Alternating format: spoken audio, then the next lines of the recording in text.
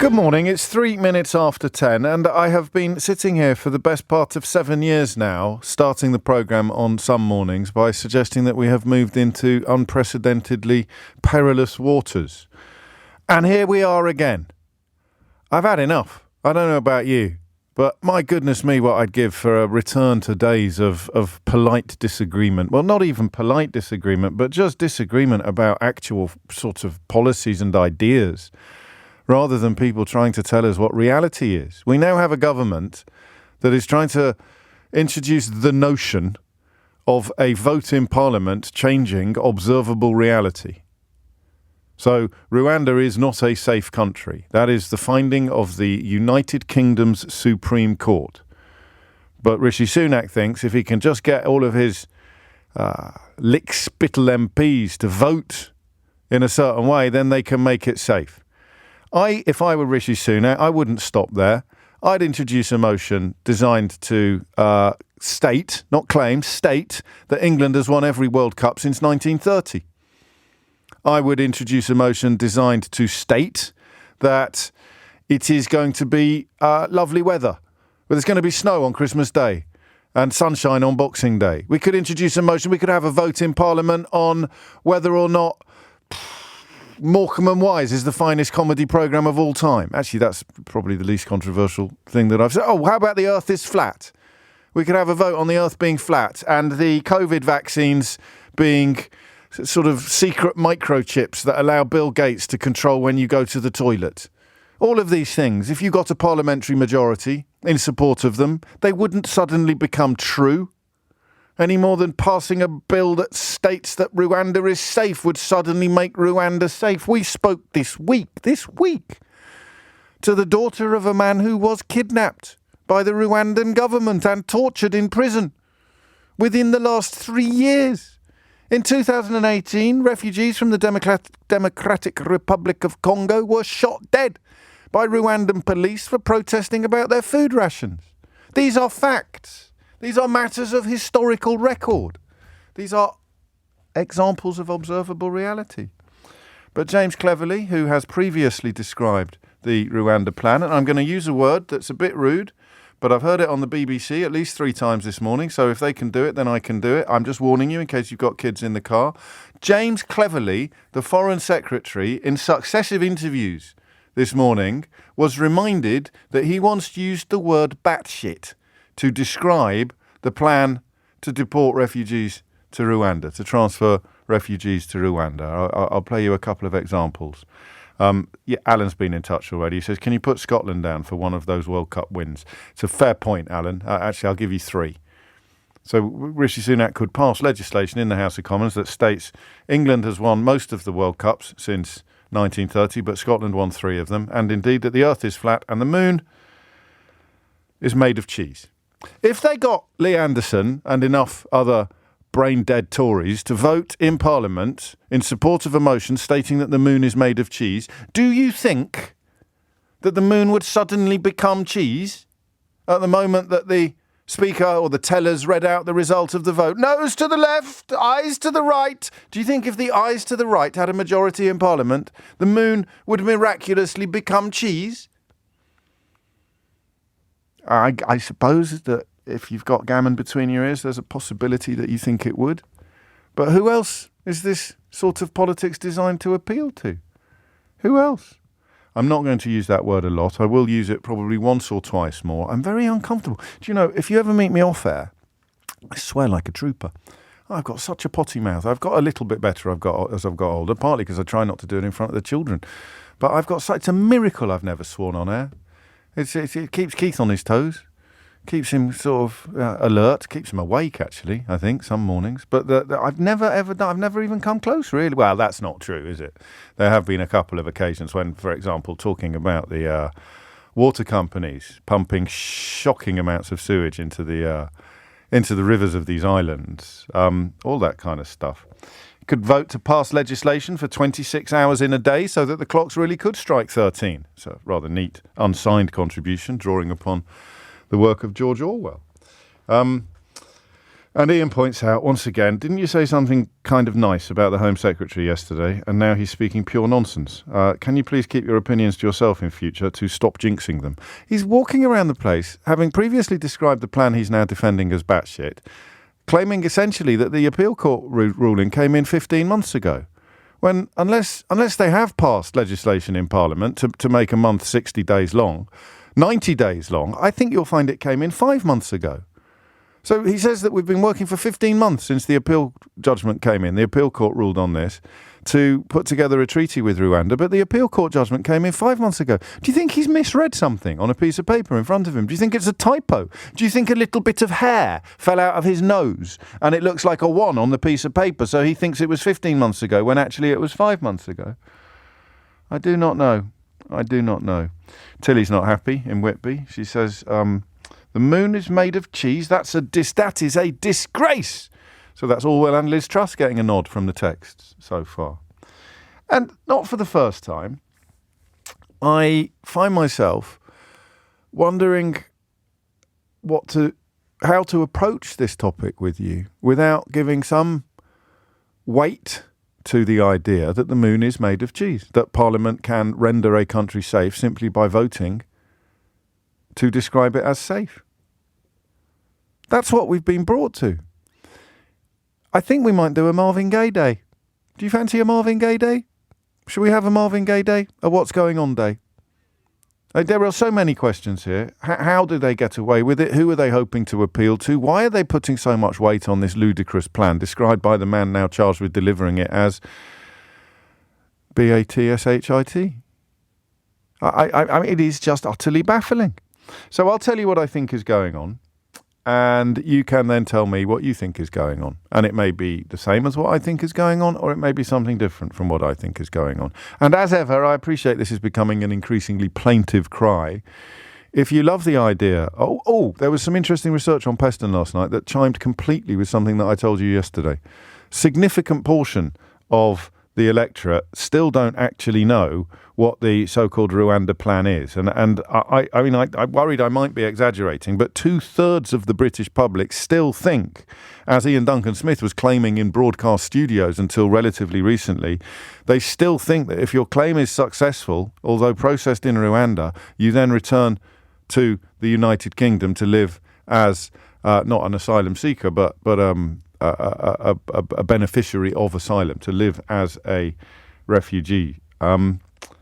So there it is. There it is. The public still don't know what it is. Conservative politicians haven't got a clue what it is. People like 30p Lee Anderson are calling for an abandonment of the rule of law. I can't believe these words are coming out of my mouth. It's 11 minutes after 10. The Deputy Chairman of the Conservative Party wants the rule of law to be abandoned by the Conservative Party, by the Conservative government, by the United Kingdom. The rule of law, bye-bye, down with that sort of thing. And we're all sitting here still talking as if this is just another chapter in the great pageant of British politics.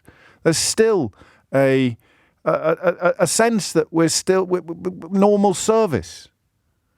Everything is so ridiculously broken that a Deputy Chairman of the Conservative Party can call for the suspension of the rule of law, and the Prime Minister can prepare to argue, essentially, that if you vote that the moon is made of cheese, then securing a majority will render the moon cheese.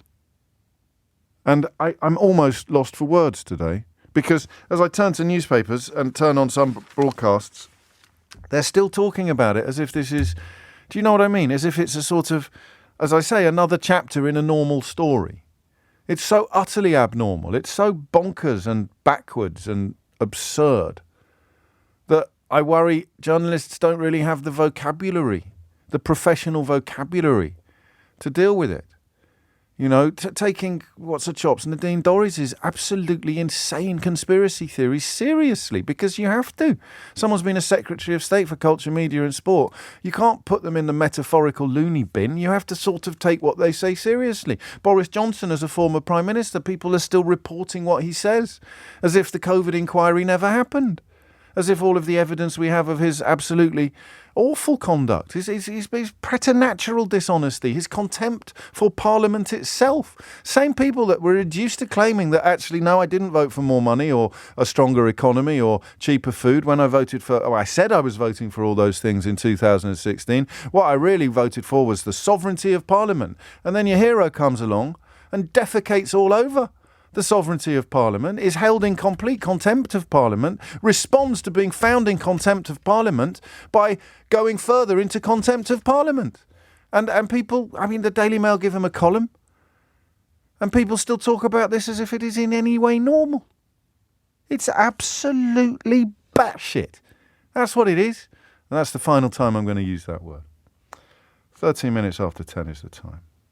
They've just passed a motion in Parliament stating that Rishi Sunak is 6'6", apparently. So next time you see him, remember to look up. I don't get it. I actually don't get it. I think I get it, but it doesn't really work as a full explanation. But I'll tell you what my explanation is. This makes the prorogation of Parliament look like a cakewalk in some ways, although Andrew points out this is Sunak's proroguing moment. I think he's done a Johnson. I hope he's done a Johnson. I think that what Rishi Sunak did yesterday was designed to turn down the volume of people like Suella Braverman and even 30p Lee, who remains deputy chairman of the Conservative Party, despite yesterday endorsing criminality, calling for the cessation of the rule of law, saying just ignore the laws. Think about those words, ignore the laws. Think about it. You're in a shop and someone says to you, oh, just ignore the laws. All right, go and fill your boots. Oh, there's a leg of lamb over there. It's got your name on it. Don't worry about paying. Ignore the laws. Someone gets on your nerves. Just go and knock them out. Seriously, ignore the laws. Ignore the laws. Don't like the laws. Ignore the laws. This is it's not even anarchism. Anarchism's got a kind of philosophical basis. This is just sort of hooliganism masquerading as politics. Thick as mince. Lee Anderson telling you, or rather Rishi Sunak, to ignore the laws. Absolutely unbelievable. So what I think Sunak has done is just try to turn down the volume. Nobody qualified thinks that any planes are going to be taking off anytime soon. Certainly not this year, pretty certainly not next year. But he turns down the volume and hopes that a month from now we're all talking about something else. And that will depend on two things. It will depend upon events, dear boy, events, and it will depend upon noise. It will depend upon how much noise Suella Braverman, with the complicity of some newspapers like the Daily Mail and the Daily Telegraph, how much noise she can make and how much attention that noise receives. So I have seen reports already that she's got some plan, a grid, I think they've called it, of stuff she's going to release, including apparently the document that Rishi Sunak signed promising her that they would indeed pass legislation designed to turn the moon into cheese. And it all depends on that. Sunak, I think, is simply hoping it will go away for a while, for long enough. It will lose focus. The spotlight will move on. This is my analysis, and it fits all of the available facts. But it makes Sunak a weak and spineless cipher who is perfectly prepared to flirt with the abandonment of rule of law or to dress it up as parliamentary shenanigans, when in fact it is just hooliganism. It's political violence. It's an assault on our constitution, our unwritten constitution. Should just ignore the laws. Imagine what would have happened if the deputy chairman of the Conservative Party under Margaret Thatcher had told the British public that it's a good idea to ignore the laws. Imagine under Theresa May that some sort of Neolithic thug could rise to the deputy chairmanship of the Conservative Party and say, ignore the laws. And Sunak is so fenced in and hidebound by the ludicrous internecine warfare that the Tory party continues to engage in as much of the country crumbles, more concerned with ambition and promotion and self-advancement than they are with your waiting times at the NHS or with your difficulties getting hold of a house or getting a decent house, whatever it may be. More concerned with their own petty ambitions than they are with the people that they ostensibly govern. That Sunak's now caught in this bizarre little pincer movement of his own making, but with Suella Braverman desperately trying to exert ever more pressure upon a prime minister for entirely personal reasons, because of her weird fever dream about deporting desperate people to a country where relatively recently refugees were getting shot dead by police. And here we are. 0345 6060973 is the number you need to answer this question, and this question not alone, because you can pile in on whatever you want. On a Marvin Gaye day, you can kind of ring in from any angle on the subject that's central to our discussions, and that subject is the emergency law that can somehow save Rwanda policy. The Nazis had something called the Enablement Law, I think, in 1933, and it essentially gave Hitler the right to decide what was true and what was not true. It dispensed with the need of Parliament to scrutinise legislation or decide on laws. I wouldn't go so far as to say that we're kind of in that territory yet, but I think we're in the foothills of it. If the Prime Minister is serious, the idea that if you just get a majority in Parliament, then you can decide what is real and what is not real. So what's going on? 0345 6060 973. Why is Rishi Sunak, why is James Cleverly flirting with the possibility of just abandoning reality and pretending to believe that if you can get a parliamentary majority to state that an unsafe country is safe, then suddenly and somehow the country becomes safe? And don't take my word for this stuff, by the way. Take the word of Lord Sumption, former Supreme Court judge, who has said in terms almost exactly the same thing. It doesn't matter how much legislation you pass. You don't change facts by passing a bill. It's pretty straightforward. For Parliament simply to say facts are different would be constitutionally really quite extraordinary. The understatement of a legal mind there. Former Supreme Court Justice accusing Sunak of using Parliament to, and I quote, change the facts. Change the facts. Unbelievable. Hit the numbers now, you will get through. It's 20 past 10. It is 23 minutes after 7, after 10 even. I've got more for you. Jonathan Sumption, ex-Supreme Court Justice, right? I have never heard of them trying to change the facts by law. For as long as black isn't white, the business of passing acts of Parliament to say that it is profoundly discreditable. Again, the understatement of a legal mind. I'd go a little bit further. It's unprecedented. It's appalling. It's disgusting. It's unbelievable. Not so much when Johnson did it with the prorogation of Parliament, with Cummings sitting in the background cackling, but for someone, Rishi Sunak, who's supposed to be sensible, suggesting if we can pass a law that says an unsafe country is safe, then that country automatically becomes safe. Ria's in Westminster. Ria, what is going on?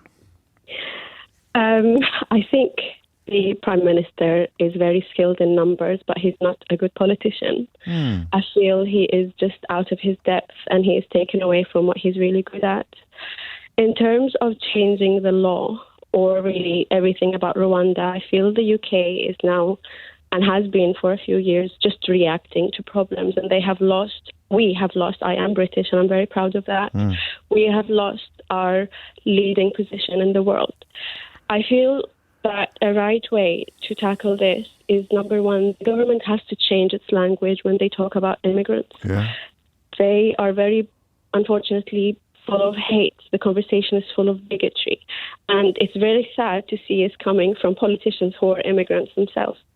I feel that the problem with the Rwanda thing is, as I said, they are being reactive, and instead they should actually do the things properly. Well, they've created the problem, Maria. Everyone misses this. You shut down all the safe routes into this country for bona fide asylum seekers, and you create unsafe routes, and then you try and build a government on a promise to close down the unsafe routes as well, which is legally and logistically impossible. Do you feel, as I do, that there is a very deliberate conflation here by people like Suella Braverman, and now unfortunately by Sunak and even Cleverly, This appeals to people who don't like foreigners. It's got nothing to do with asylum or refugee status. It's why they keep using the word illegals. It really, really appeals to people who've got a problem with foreigners, first and foremost.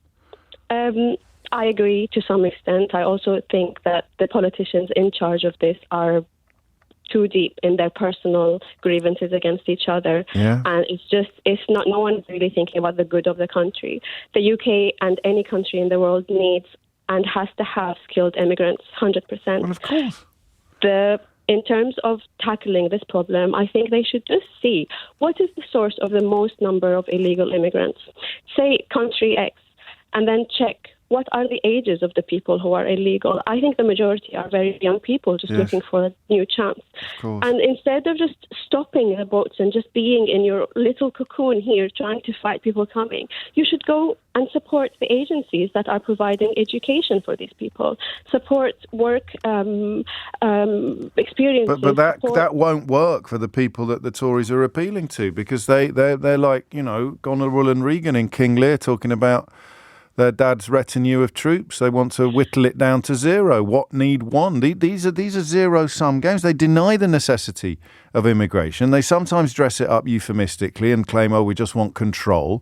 But we know the people that they're appealing to. We saw them on Saturday dancing to Suella Braverman and Little Tommy Ten Names tune. They do not legislate for sensible people, even sensible people who want to see more evidence of control on immigration. They're not talking to those people, I don't think.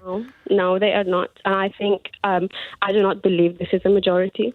So I run a small business and I have different types of clients and employees and patients. And throughout the years, I've met people who are extreme left, extreme right. Yes, of course. And I have never met anyone who is against foreigners. I don't know the small majority that they're appealing to, but maybe I am living in my own little bubble. No, not at all. Not as much as I used to do, Ria. But I used to be in daily contact with them. I could barely go on Twitter without disappearing under a tidal wave of their filth. But I guess in some ways they got what they wanted. And it turned to dust in their hands, or indeed it turned to that word that James Cleverly is being reminded of using in almost every interview that he's done today. 28 minutes after 10 is the time. Thank you, Ria. Mick's in Plymouth. Mick, what's he up to? What's going on? I'm actually very scared, James, and I've worked it out. Go on. He's not trying to change the laws. He's trying to make people think he can change the laws. Right. Well, I can foresee a snap election coming up when he says, Britain is not sovereign anymore. We need to change the laws. We need to leave this. We need to leave that. And then I think we'll see a resurgence of our old favourite phrase, take back control. It's not impossible, is it? I mean, you know that we are doing that thing that we sometimes do, which is imagining quite a complicated and sophisticated plan is in place when it could just be what's going to get me through today, lads. Well, I got thinking last night that we keep getting told that the public want Rwanda. The public are massively in favour of it. They're not. If you remember back to Question Time, yes, where they of course. The Conservative. They did. No, I do remember that, and no one put their hand up. But even if they were in favour of it, the polling on Peston last night showed that they don't know what it is. We don't know what it is. 2/3 of the population think that if your application is successful, you come back to the UK. Now, some people would think that was better than staying in Rwanda, and some people would think that was awful. It seems to me, as I said to Ria, that the people Sunak and certainly Braverman are appealing to are the ones that love the idea of everyone being stuck in Rwanda forever and none of them ever coming back here. But that's the policy. So even people who think they support it, I never forget Ian Duncan Smith doing this. He thought he supported the policy, but he didn't know what it was. No, and I think it doesn't matter what people think it is. All they're going to try and get people to think is, well, our parliament is being stopped by foreigners from doing what we want. And it's not foreigners, it's the Supreme Court, it's the United Kingdom Supreme Court. But on the front page of the Daily Mail today, I'm reading about foreign courts. On Rishi Sunak's Twitter feed, I'm reading about foreign courts. How's your philosophy, Mick? Hang on, how's your philosophy?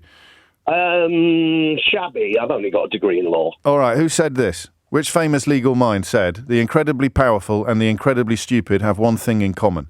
They don't alter their view to fit the facts. They alter the facts to fit their views.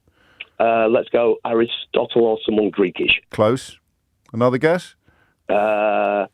James O'Brien, circa 2015. God, very close. Doctor Who. Oh, God, I should have got that. It's 10:31. Thomas Watts has your headlines. It doesn't happen in sort of violent moments. The really bad stuff happens slowly. Was it Michael Rosen who talked about the carpet slippered creep of fascism? They don't come in jackboots, but they come in carpet slippers. I think it was. Just reading last night actually about the Enablement Act, March the 23rd, 1933, which essentially allowed Adolf Hitler to enact laws, including ones that have violated the Constitution of Germany, the Weimar Constitution, without the approval of either Parliament or the President. And of course, that had to be passed in Parliament. The law that allowed him to make the laws. Essentially, it's the point at which he became a dictator. And the reason why the public were not up in arms about it was largely because of the fear that had been stoked in the population of the enemy within. And it is from that fear, that deliberately stoked but bogus fear, that the Holocaust grew. And that's why you have these laws. This is what Adam Wagner explained yesterday. That's why you have these international conventions that prevent countries from doing things that lead to Holocaust. That's how the human rights lawyer, Adam, explained to us yesterday. And it took me back when he used that language. As in, I was taken aback. It didn't take me back to 1933 because I was 40 years off being born. But it really took me aback to hear that, to be reminded of Churchill's vision when he essentially, when he came up with the European Convention on Human Rights. Winston Churchill, the one that all these cosplaying weirdos claim to revere. And then the United Nations conventions on things like refugees and torture. There's an article in Rupert Murdoch's Times today. I kid you not. I don't know what the newspapers were printing on March the 22nd, 1933. But you have to presume that some of them, the ones that were entirely on board with the Nazi Party, would have been writing articles along the lines of parliamentary legislation, or the need for Parliament to enact laws, has had its day. And there's a column in the Times today that says human rights treaties have had their day. Human rights treaties have had their day. That's in the Times, paper of record, page 25. Human rights treaties have had their day. Down with that sort of thing. Which is fine unless you're a human. I've always said that about human rights, ever since the sort of Daily Mail columnists started. What they do when they don't really understand why something's important, but they're certain they don't like it, they come up with a funny phrase, like they respell it, like human rights, with Y-O-O-M-A-N. I think it was Richard Littlejohn that did that. You can't really, how can you have a problem with human rights if you're a human? Well, I just don't like them being extended to all humans. I want to take them away from some humans. Well, then it's not a right, is it? It's a privilege. It becomes there it is. So you're all in favour of privileges because not everybody gets them, but you don't like rights because they're universal. And these people who truly, the kind of people who count how many poppies you're wearing because they claim to be patriotic, they're the ones that revere beyond sense in some cases, or certainly beyond history. They revere Winston Churchill, and this is one of his proudest legacies, and they want to trash it.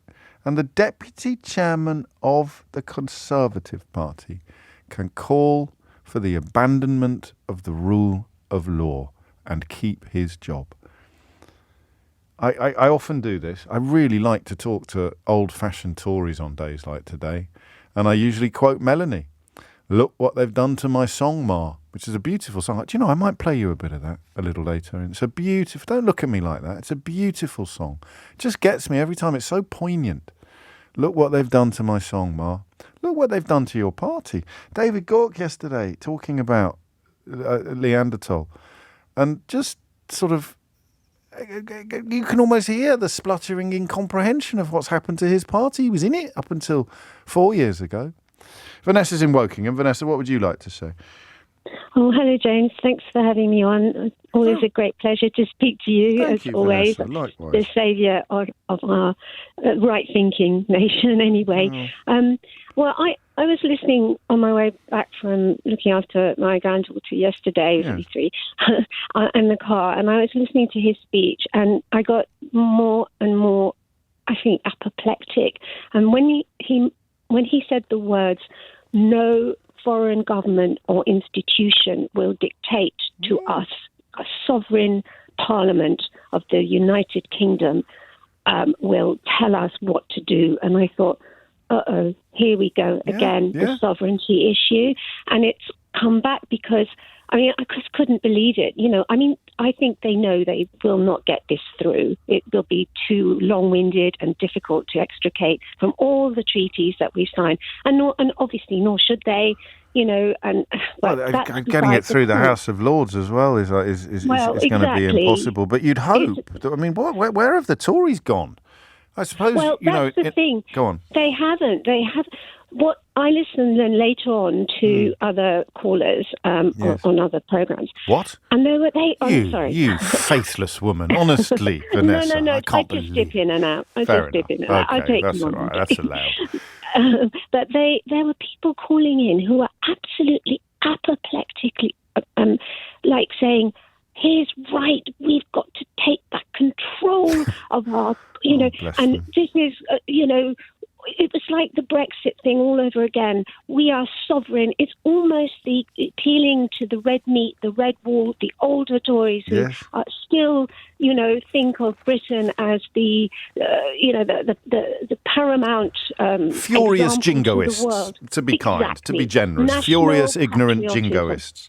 Jingoism. And I think this is an election issue, and I think that's what they're pushing, that they will take care of our place in the world that is right to us. We can't trust them, because they've already, you've got an anti-strike election, you've got the new laws, people not being able to vote, because I just heard an advert, you have to have an ID, all these things pushing them to be almost like omnipotent in many ways. But I think I think deep down they thought we've got to appeal to the red meat. We've got to get these people back on board. And I think this is the issue. I really think, because listening to other people, I just don't think this is going like Natasha. There's too much involvement here. They'll never get it by spring. No, it's designed to just rile up rather than actually deliver. I have some optimism that the constituency they're appealing to is a lot smaller than they think, because I honestly think so. But then he kept going on about the people, and I kept saying, I'm screaming in the car, "I'm not your people. Will you stop it?" And it is a minority, but I don't know whether they're appealing to people who are thinking, "Oh yeah, I don't know if I like all these foreigners coming in." You just don't know how people vote. It's unbelievable when you're out there and talking to people. It's very true, although the polling at the moment blames the government for what is going on. So the people you describe, the furious, ignorant jingoists who think that all the problems in their life are caused by Polish lorry drivers rather than Tory governments, rather than 13 years of Tory government, or Afghans in boats coming into Dover. They're the real cause of all our problems. It's got nothing to do with the people siphoning money out of our formerly publicly owned companies or trousering epic sums of cash for VIP contracts during PP. No, they're all great. They're on my side. It's the flipping Polish lorry drivers and the Afghan refugees that are the real problem. That those people, I think, are not going to be the electoral Viagra that they were last time, because that Brexit thing was very different. There was still an idea abroad in 2019 that Brexit was desirable. So the promise to get Brexit done appealed beyond the red meat, or the pink meat, actually, to be more accurate. It appealed beyond the furious gammon, because everyone wanted to get Brexit done. Even people that knew it was awful wanted to get it done, because by then there was no prospect of getting it undone. So I don't know. I think it might be a slight miscalculation, but it's still bloody ugly. Vanessa, thank you. It's 11:15. It is 10:48. You are listening to James O'Brien on LBC. Petrie Solihull, was Vanessa calling you from Wokingham? Down with lefty town names. I hadn't noticed that before. We should all move to Wokingham.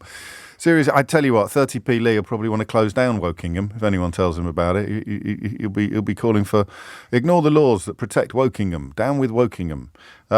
It's mad, right? It's just really, really ugly where we are. And the nearest thing you can get to optimism is a belief that when Rishi Sunak says that he's planning to try to pass legislation that would make an unsafe country safe, or make the moon cheese, or make up, down, or black, white, or whatever it may be. The closest thing we've got to optimism as sensible people who understand what's going on is the hope that he doesn't mean it. I mean, that's just incredible, right? Think back, I know it's a little bit cliched, but I think it's helpful, to the Olympic opening ceremony in 2012, when almost everybody, except a few fascistic Tories, almost everybody just felt great. Just for one night. I know austerity was underway, I know things were far from perfect, but we just felt great that night. You sat around the telly, or perhaps you were lucky enough to be there, and it was Danny Boyle, was it? And that opening ceremony with what's the Liverpudlian fella called, the beautiful children's writer, Frank Cottrell Boyce, I think he was involved as well. And they just put together a pageant, in the purest sense of the word, a British pageant, a UK pageant. Things that we were proud of. That was only 11 years ago. Can you believe that? 11 years. That's all it was. And now you've got the Deputy Chairman of the Conservative Party calling for laws to be ignored, and a Prime Minister pretending to believe that he can change reality by simply getting an act through Parliament. Breathtaking. How do you account for it? How do you explain it? Meaning of some words that we've used today. Jingoism is a belief that your country is always best, regardless of the evidence. So it's a softer word than racism, but it's no less dangerous a concept. Jingoism explains an awful lot of what's happened in recent years, more than racism does. Racism is what Braverman is appealing to, but jingoism is a little bit more of what Sunak is appealing to when he talks about foreign courts in the context of a conversation about the United Kingdom's Supreme Court. You raise the spectre of a foreign court. What's wrong with a foreign court? The only answer to that question is, well, it depends on what laws they enact, James. It depends on what laws they impose. So you don't judge the probity or the efficiency or the efficacy of a court by the nationality of the people in it, any more than you judge the benefits or bad things about a single market by the nationality of the... This is what we've been doing now since 2016. Oh, I don't care about the quality. I just want to see the passports of the people involved. I don't want to be part of the European Union. It's got foreigners in it. But I don't want to obey those laws because they smell a bit French. That's Jacob Rees-Mogg's entire attitude to politics. Oh, I don't like those laws because they smell a bit French. And you say, but is it a good law? Is it good for the people of this country to have, I don't know, legislation that governs the cleanliness of our beaches or our waterways? Internationally binding legislation that's been agreed supranationally by a group of partners, all pulling together in the same direction. Is that a good thing? No, it's a bad thing because the French are there. But it's a really good law. I don't care. There's some Germans involved in it. That's jingoism. That's Brexit. That's number wang. It's just bonkers. And now here we are. So we can't. No, don't like these laws.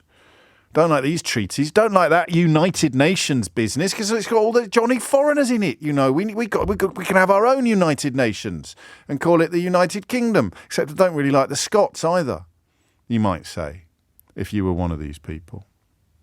Or the Welsh. And I think we could all do without Northern Ireland. And you think I'm exaggerating. But when it looked as if getting our country back would involve chopping it in half and waving goodbye to Northern Ireland, which I think will probably happen in my lifetime, they all claimed that was a good thing. It was actually what they'd wanted all along because everybody knew exactly what they were voting for. And it is, isn't it? I'm glad we're together today. I'm glad I'm not off. Because this is one of those days where you actually... Do you know, when I'm doing the book tour, which I've been one of the most enjoyable experiences of my life, the most common phrase I hear, and this is a little bit boastful, a bit conceited, but you're used to it by now, thank you for keeping me sane. And I always feel a bit daft when you say that to me. I don't know quite what you mean by that. You've heard it on the show as well. You've heard callers say it. But these are the days, aren't they, These are the days where we just describe what's happening to each other and realise that we're not going mad. It really is happening, and the rest of the world really is not noticing or not caring or being quietly supportive of it all as the really mad stuff happens. And why is it happening? Today, jingoism. My country's better than yours. Under what other possible reading of humanity could Neanderthal conclude that he is of value or worth, except by dint of some weird accident of birth that allows him to think he's better than them over there? So stick him on the plains and forget about the laws. It's a power grab, this. Worst case scenario. It's a postponement of reality. Best case scenario. Donna's in Norwich, where indeed I was last week on that very book tour. Donna, what would you like to say? Where are you? It's a nice city, isn't it? Yeah, we've got a very nice chippy opposite the Epic Studios down at the bottom of Magdalen Street. Have you ever been there? Oh, no, I haven't actually. I think that's quite a new one. Highly recommended, Donna. Highly recommended. Okay. Yeah, hello. I haven't talked to you before. Hello, so welcome. I'm a bit nervous. It's only me. Trying to I've just put you at your ease with fish and chips based banter. What more can I do? I think that's the ultimate, actually. I'm completely feel relaxed now. Good. I'm very unnerved by this. I have been for the last few years. Very, very unnerved, and I absolutely hate it.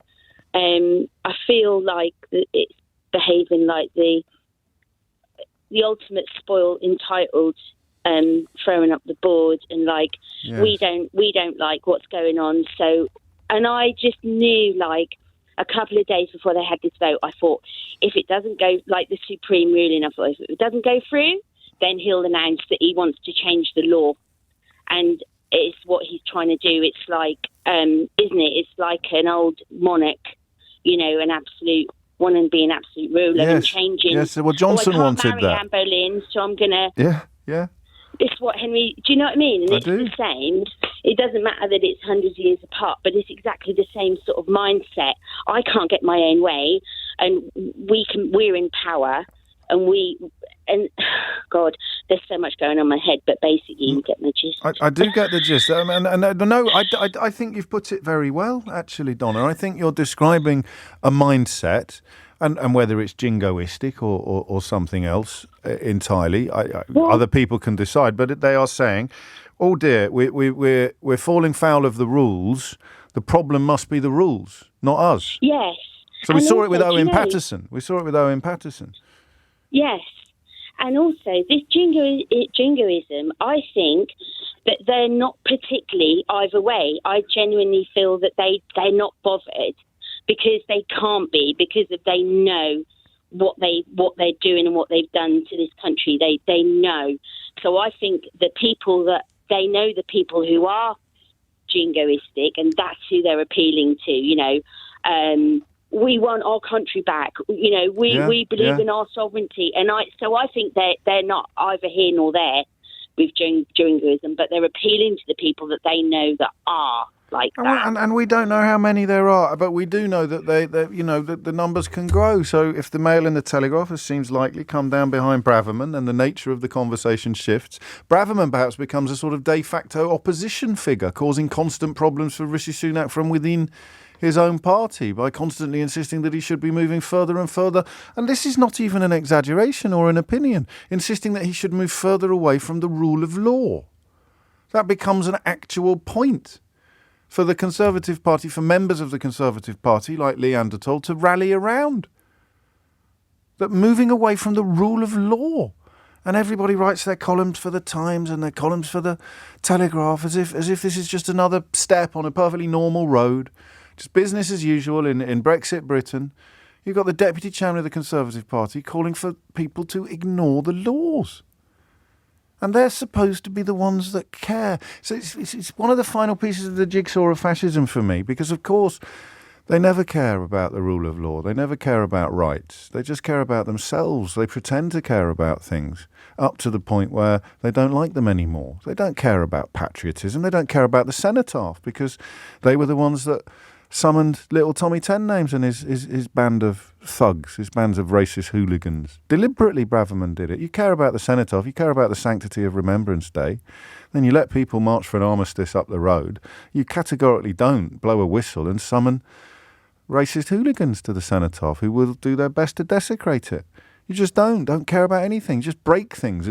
You break things constantly because you think that if you could break everything, then finally you might actually understand the world around you. Was it Hobbes? I think it was Hobbes who called life nasty, brutish and short. And it is. But we spend most of us spend most of our time trying to make things better. The world is a confusing place. It's inconsistent. It's unfair. And it can be very, very complicated. But you don't make it easier to understand by breaking everything, including the things that protect us from the nastiness and the brutishness of life. And yet these people seem to think if they can just break one more thing, we've broken the European Union, broken membership of the European Union, broken that. I tell you what are you going to break next? The European Convention break that. United Nations Convention on Refugees, break that. International commitments to the opposition of torture by sovereign states. We get rid of that. How about safe country, the definition of the word safe? Well, we can change it by passing laws to say that somewhere unsafe is safe. That would be great, wouldn't it? Something untrue is true, something true is untrue. Just pass a law, make it so. And we thought at the time that when Kellyanne Conway started talking about alternative facts, that was a peculiarly Trumpian or American problem. Well, if you still believe that, I've got a bridge to send you. 3 minutes after 11 is the time. We move on now. We may we'll have to return to this territory, whether Rishi Sunak is serious or not about abandoning the rule of law, for reasons that I hope are obvious. But we'll have a look now at the problems Keir Starmer has got with his party, which are nowhere near comparable to the ones Sunak has got, but are still worth our attention. He has endured the 56 Labour MPs yesterday declined his request to abstain on a vote calling for a ceasefire in Gaza. It was a Scottish National Party amendment calling for the ceasefire. I thought that the Liberal Democrats amendment, which I don't think was voted on, was put best. Layla Moran, who has now lost, she revealed this morning, has lost a family member. A member of her extended family in Gaza has now been killed. So she speaks from a possibly a unique perspective in Westminster. But the call for a two-state solution, an immediate bilateral ceasefire, and an insistence that Hamas should not be in charge, adding we need the bloodshed to stop and point clearly to a lasting peace. Now, I am going to try to have a sensible conversation about this. And I don't mean that in a patronising way, because one of the reasons that things get a bit insensible is because emotions run so high. And that's perfectly understandable, normal even, for people with wildly differing perspectives. But I do want to have a sensible conversation, not specifically about the ceasefire itself, but about Keir Starmer and the stance he has taken. And I want to know what you think of it. His explanation seems to me to be quite compelling, that he is essentially resisting a return to a failed strategy of containment and neglect, calling for, temporary pauses in the bombardment, but crucially, talking about what leadership is. I'll read you what he said. He said, I wanted to be clear about where I stood and where I will stand. Leadership is about doing the right thing. That is the least the public deserves and the least that leadership demands. Adding that every leader has a duty to forge a better and more secure future for both Palestinians and Israelis. And alongside leaders around the world, I have called throughout for adherence to international law, for humanitarian pauses to allow access for aid, food, water, utilities and medicine, and have expressed our concerns at the scale of civilian casualties. Much more needs to be done in this regard to ease the humanitarian crisis in Gaza. Jess Phillips has walked away from her role as a shadow minister for domestic violence in protest at this position, or at least in determination to vote in favour of the ceasefire. Afzal Khan, Manchester Gorton, Naz Shah, Paula Barker, Sarah Owen, Rachel Hopkins, Andy Slaughter, MP for the constituency neighbouring mine in West London, have all also resigned their ministerial positions in her letter, Yasmin Qureshi, the MP for Bolton South East, said the situation in Gaza desperately requires an immediate ceasefire to address the humanitarian catastrophe. Now, I just some thoughts on this. Are they arguing about words? So when Yasmin Qureshi calls for a humanitarian ceasefire and Keir Starmer calls for a humanitarian pause, are they really at odds with each other? So unless you think that a ceasefire now would be permanent, that Hamas would stop attacking Israelis, and Israel, in the event of Hamas attacking them, as Hamas has pledged they would continue to do, Israel would then retaliate, then I'm not dancing on the head of a pin here. It just strikes me that the difference between a humanitarian pause and a humanitarian ceasefire is semantic. Because as long as Hamas exists, then violence will continue in both directions. Hamas will attack Israel and Israel will retaliate. And as long as Israel exists, Hamas will attack Israel. So I don't believe that the bit I find... Can I just stress something first as well before you start ringing in? In that you can hold conflicting ideas in your head at the same time. It doesn't make you dishonest or corrupt. You can desperately want a ceasefire, but also wonder whether calling for it is helpful for a politician like Starmer. You can honestly believe that Israel haven't got a hope in hell of eradicating Hamas and that they're more likely to be radicalising future generations of terrorists and Israel haters by adopting this course of action, but you can't come up with a better one. Do you see what I mean? I don't want to have a binary conversation today. I want to have an intelligent and compassionate conversation. But I also want to talk about the position that Keir Starmer has taken, because he could call for a ceasefire 100 times a day and there wouldn't be one. So what is the role of a political leader at a time like this? I sense the vaguest sniff of opportunism in the air from some people. Very easy to vote against the whip or to decline the invitation of your leader, and it plays well perhaps in your constituency.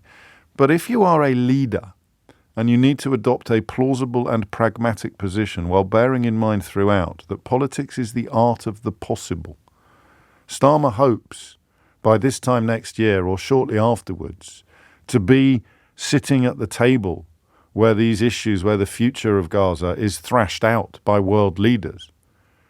And if he arrives with slogans and slightly cynical posturing on his CV, I wonder whether he can be taken completely seriously. Can he sit down with whoever finally seeks to bring a two-state solution to this area? It's not going to be Benjamin Netanyahu, but can he sit down with them if he has called for Israel to stop responding to the October the 7th terror attack? So you see what I mean about having all sorts of... don't be anti-semantic. There's a text at the top of my inbox which, in the tricky circumstances that we're navigating at the moment, brought a much-needed smile to my face, as indeed did Ben in Orpington's text, which says, "Thank you, James. I've been saying the same thing. OMG even, thank you, James." The difference is semantics all along. Steve in Glasgow disagrees. He says ceasefire means stop and talk and pause means stop and start again. But I think that's what I disagree with, Steve, because I don't think it's going to stop. I think any ceasefire will only be a pause as long as Hamas is dedicated to the destruction of Israel. I don't think that Hamas have a role to play in a two-state solution. And I don't think Likud, Benjamin Netanyahu's party in its current form, does either. That's something that gets slightly overlooked by much of the coverage. It's a chilling passage in a book Max Hastings wrote. I think it was a biography of Netanyahu's brother. And he quotes the young Benjamin Netanyahu in I don't want to misquote it or misrepresent it, but it would make pretty grim reading for any Israeli who believes that Netanyahu is committed to or likely to deliver peace or to deliver a two-state solution. So there are some of the conflicting thoughts that I have. I don't think that this will work in the context of eradicating Hamas, and I don't really think they do either. I think they just want to hobble Hamas so completely that the next bout of violence will be further off than it currently is. And I can't sit here and say that that is an ignoble aim, trying to ensure that the next bout of Hamas violence is much further off than it would currently be scheduled to be. But then how many Palestinian innocents have to die before that does become an ignoble aim? How many thousands more people have to die before anybody turns around and says it is a noble aim to either eradicate or cripple Hamas, but it is not an aim for which 10,000 lives are a price worth paying, or 20,000, or 30,000, or 500,000. So, the existential threat to Israel runs through this conversation, if you're honest, like Blackpool through a stick of rock, actions undertaken in almost unique historical circumstances, historical and geographical circumstances. Just think of those Holocaust survivors liberated from a death camp by a member of the Red Army who turned to a fellow Jew and said, "Where do we go now? Where do we go now?" In 1945. Where do we go now? That's Israel. That's the answer to that question, an answer that appeared on the map 3 years later in its current form. So you can't, I'm afraid, however much you might want to, you can't depart from that.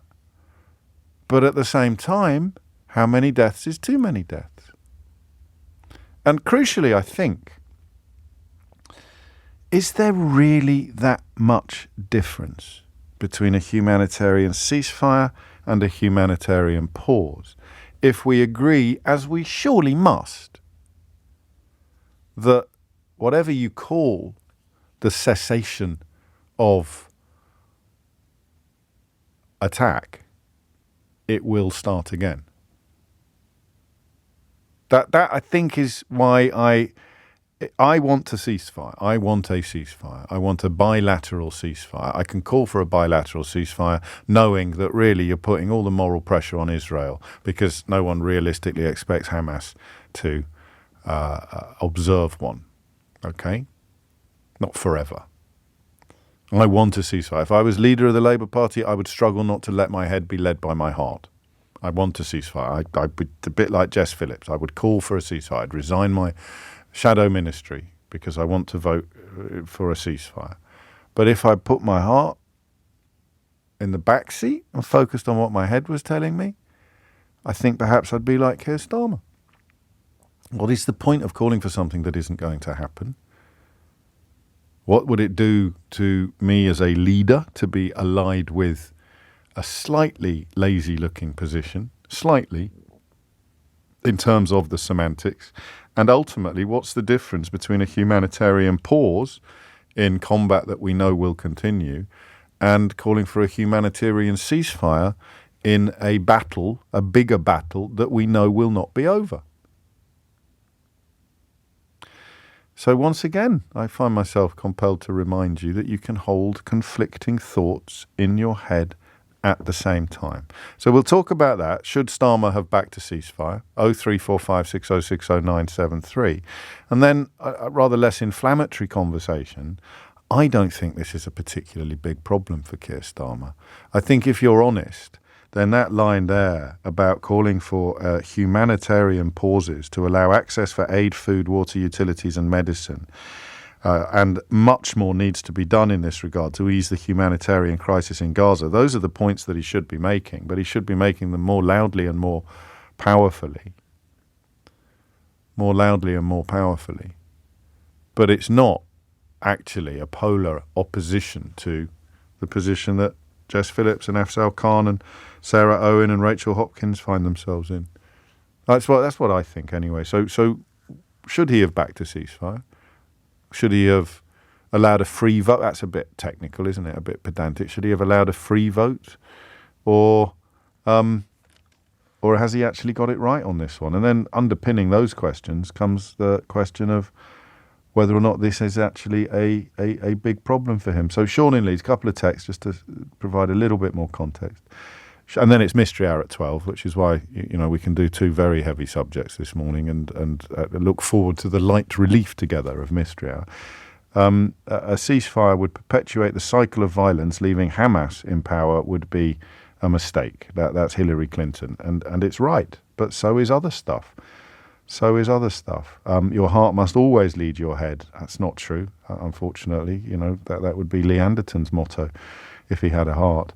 Or a head, actually, come to that. And then the point about the question about where do we go now, and you asking me where do the Palestinian people go now, it shouldn't mean taking someone else's home or land or history. And that's what I mean, that both those positions can be sustained in your head at the same time. I think of the two in opposition to each other. It was a Daniel Finkelstein column in the Times that introduced me to that question of where do we go now, and it will never leave me.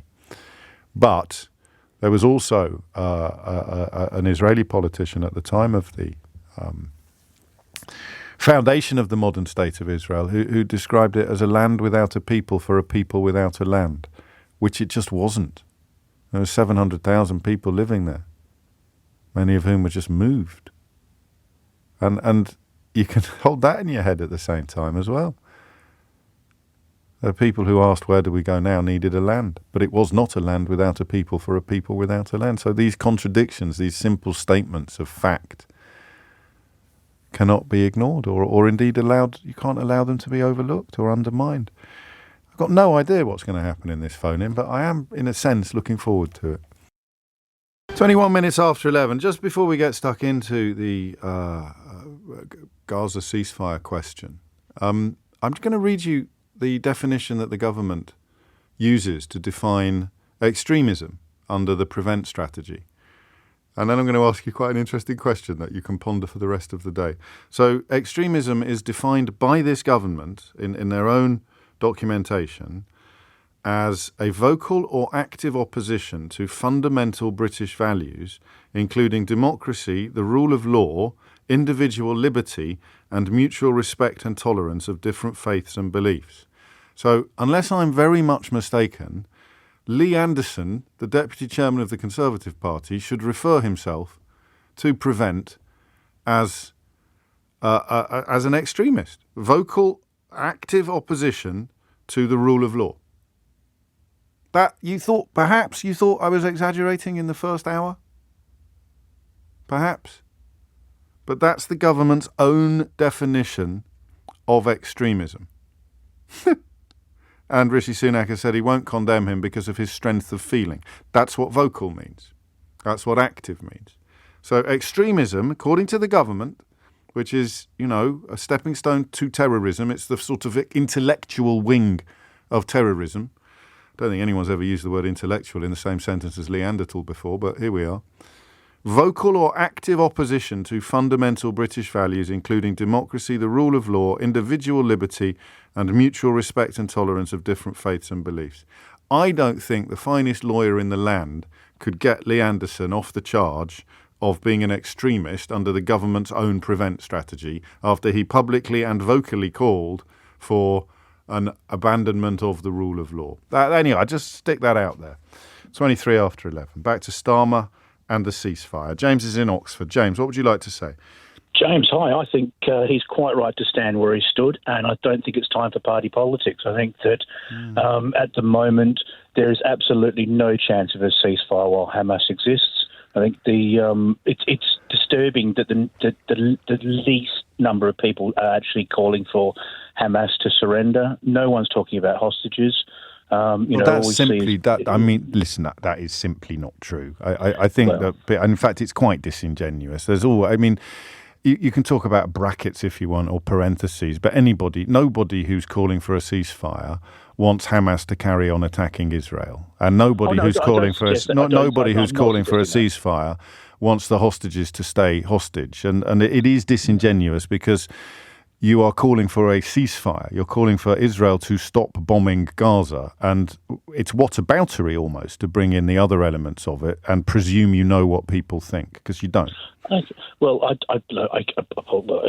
I mean, I've heard it said a lot, and I'm just a bit impatient with it. I've been all over this for the last month. I'm Jewish Australian. I'm worried about what's going on in London and Sydney. Of course. And all I see is, and this morning particularly on social media, or particularly on X, politicians saying, "Aren't I fancy? Look how clever I am. I voted for a ceasefire." There is some of that out there, I think. There is some of that out there. Maybe it's the way the algorithm works when I'm on it, but to say that you want anything but a proper end to this conflict is ludicrous.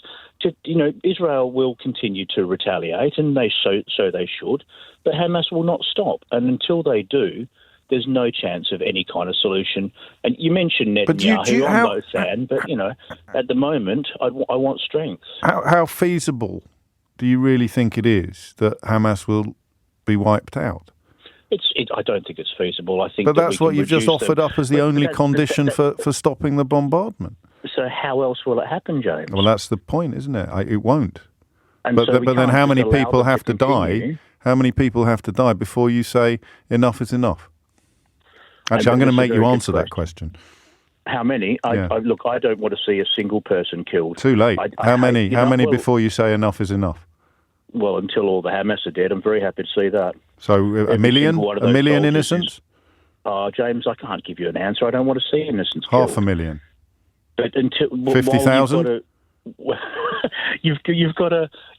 I don't think this is funny. And I've given you a fact. I'm laughing at because I can't give you an answer. But you have to. One. You have to have a moral compass. I have a moral. You can't just keep these platitudes about we've got to get rid of Hamas. That's 5,000 dead, 10,000 dead, 20,000 dead, 50,000 dead. The last ceasefire. No, but you've simultaneously said you don't think that they will ever be eradicated, but you think Israel has to carry on bombing Gaza. I think we will remove Hamas as it stands, and some other group will join in and line up behind them. And you refuse to go to the place where you have to contemplate the number of deaths that would involve. I'm not refusing to. I don't think it's possible. So how many? It's impossible to answer your question. It isn't. Because there's plenty of people queuing up today saying 5,000 is already too many, you see, so they're calling for a ceasefire. So it's not impossible to answer that question. The people that you've just insulted have answered that question today. So it is possible to answer it. What's your answer? My answer is that I think that there will be casualties in war. That's not a number. That is, there is no number which is good, and so it's limitless death of civilians in pursuit of what you've described as an unachievable goal. James, that's not what I said. I said I don't believe there's a number which is right. I don't think any number is correct. But then you want a ceasefire. Well, I eventually, but Hamas won't. But when? No, hey, you're holding perhaps not quite as contradictory thoughts in your head as I am. But you have to go to these places, James, and I'm not going to let you not go there, but I fully expected you not to answer that question. The people calling for a ceasefire have answered it. The people calling for a humanitarian pause perhaps have not.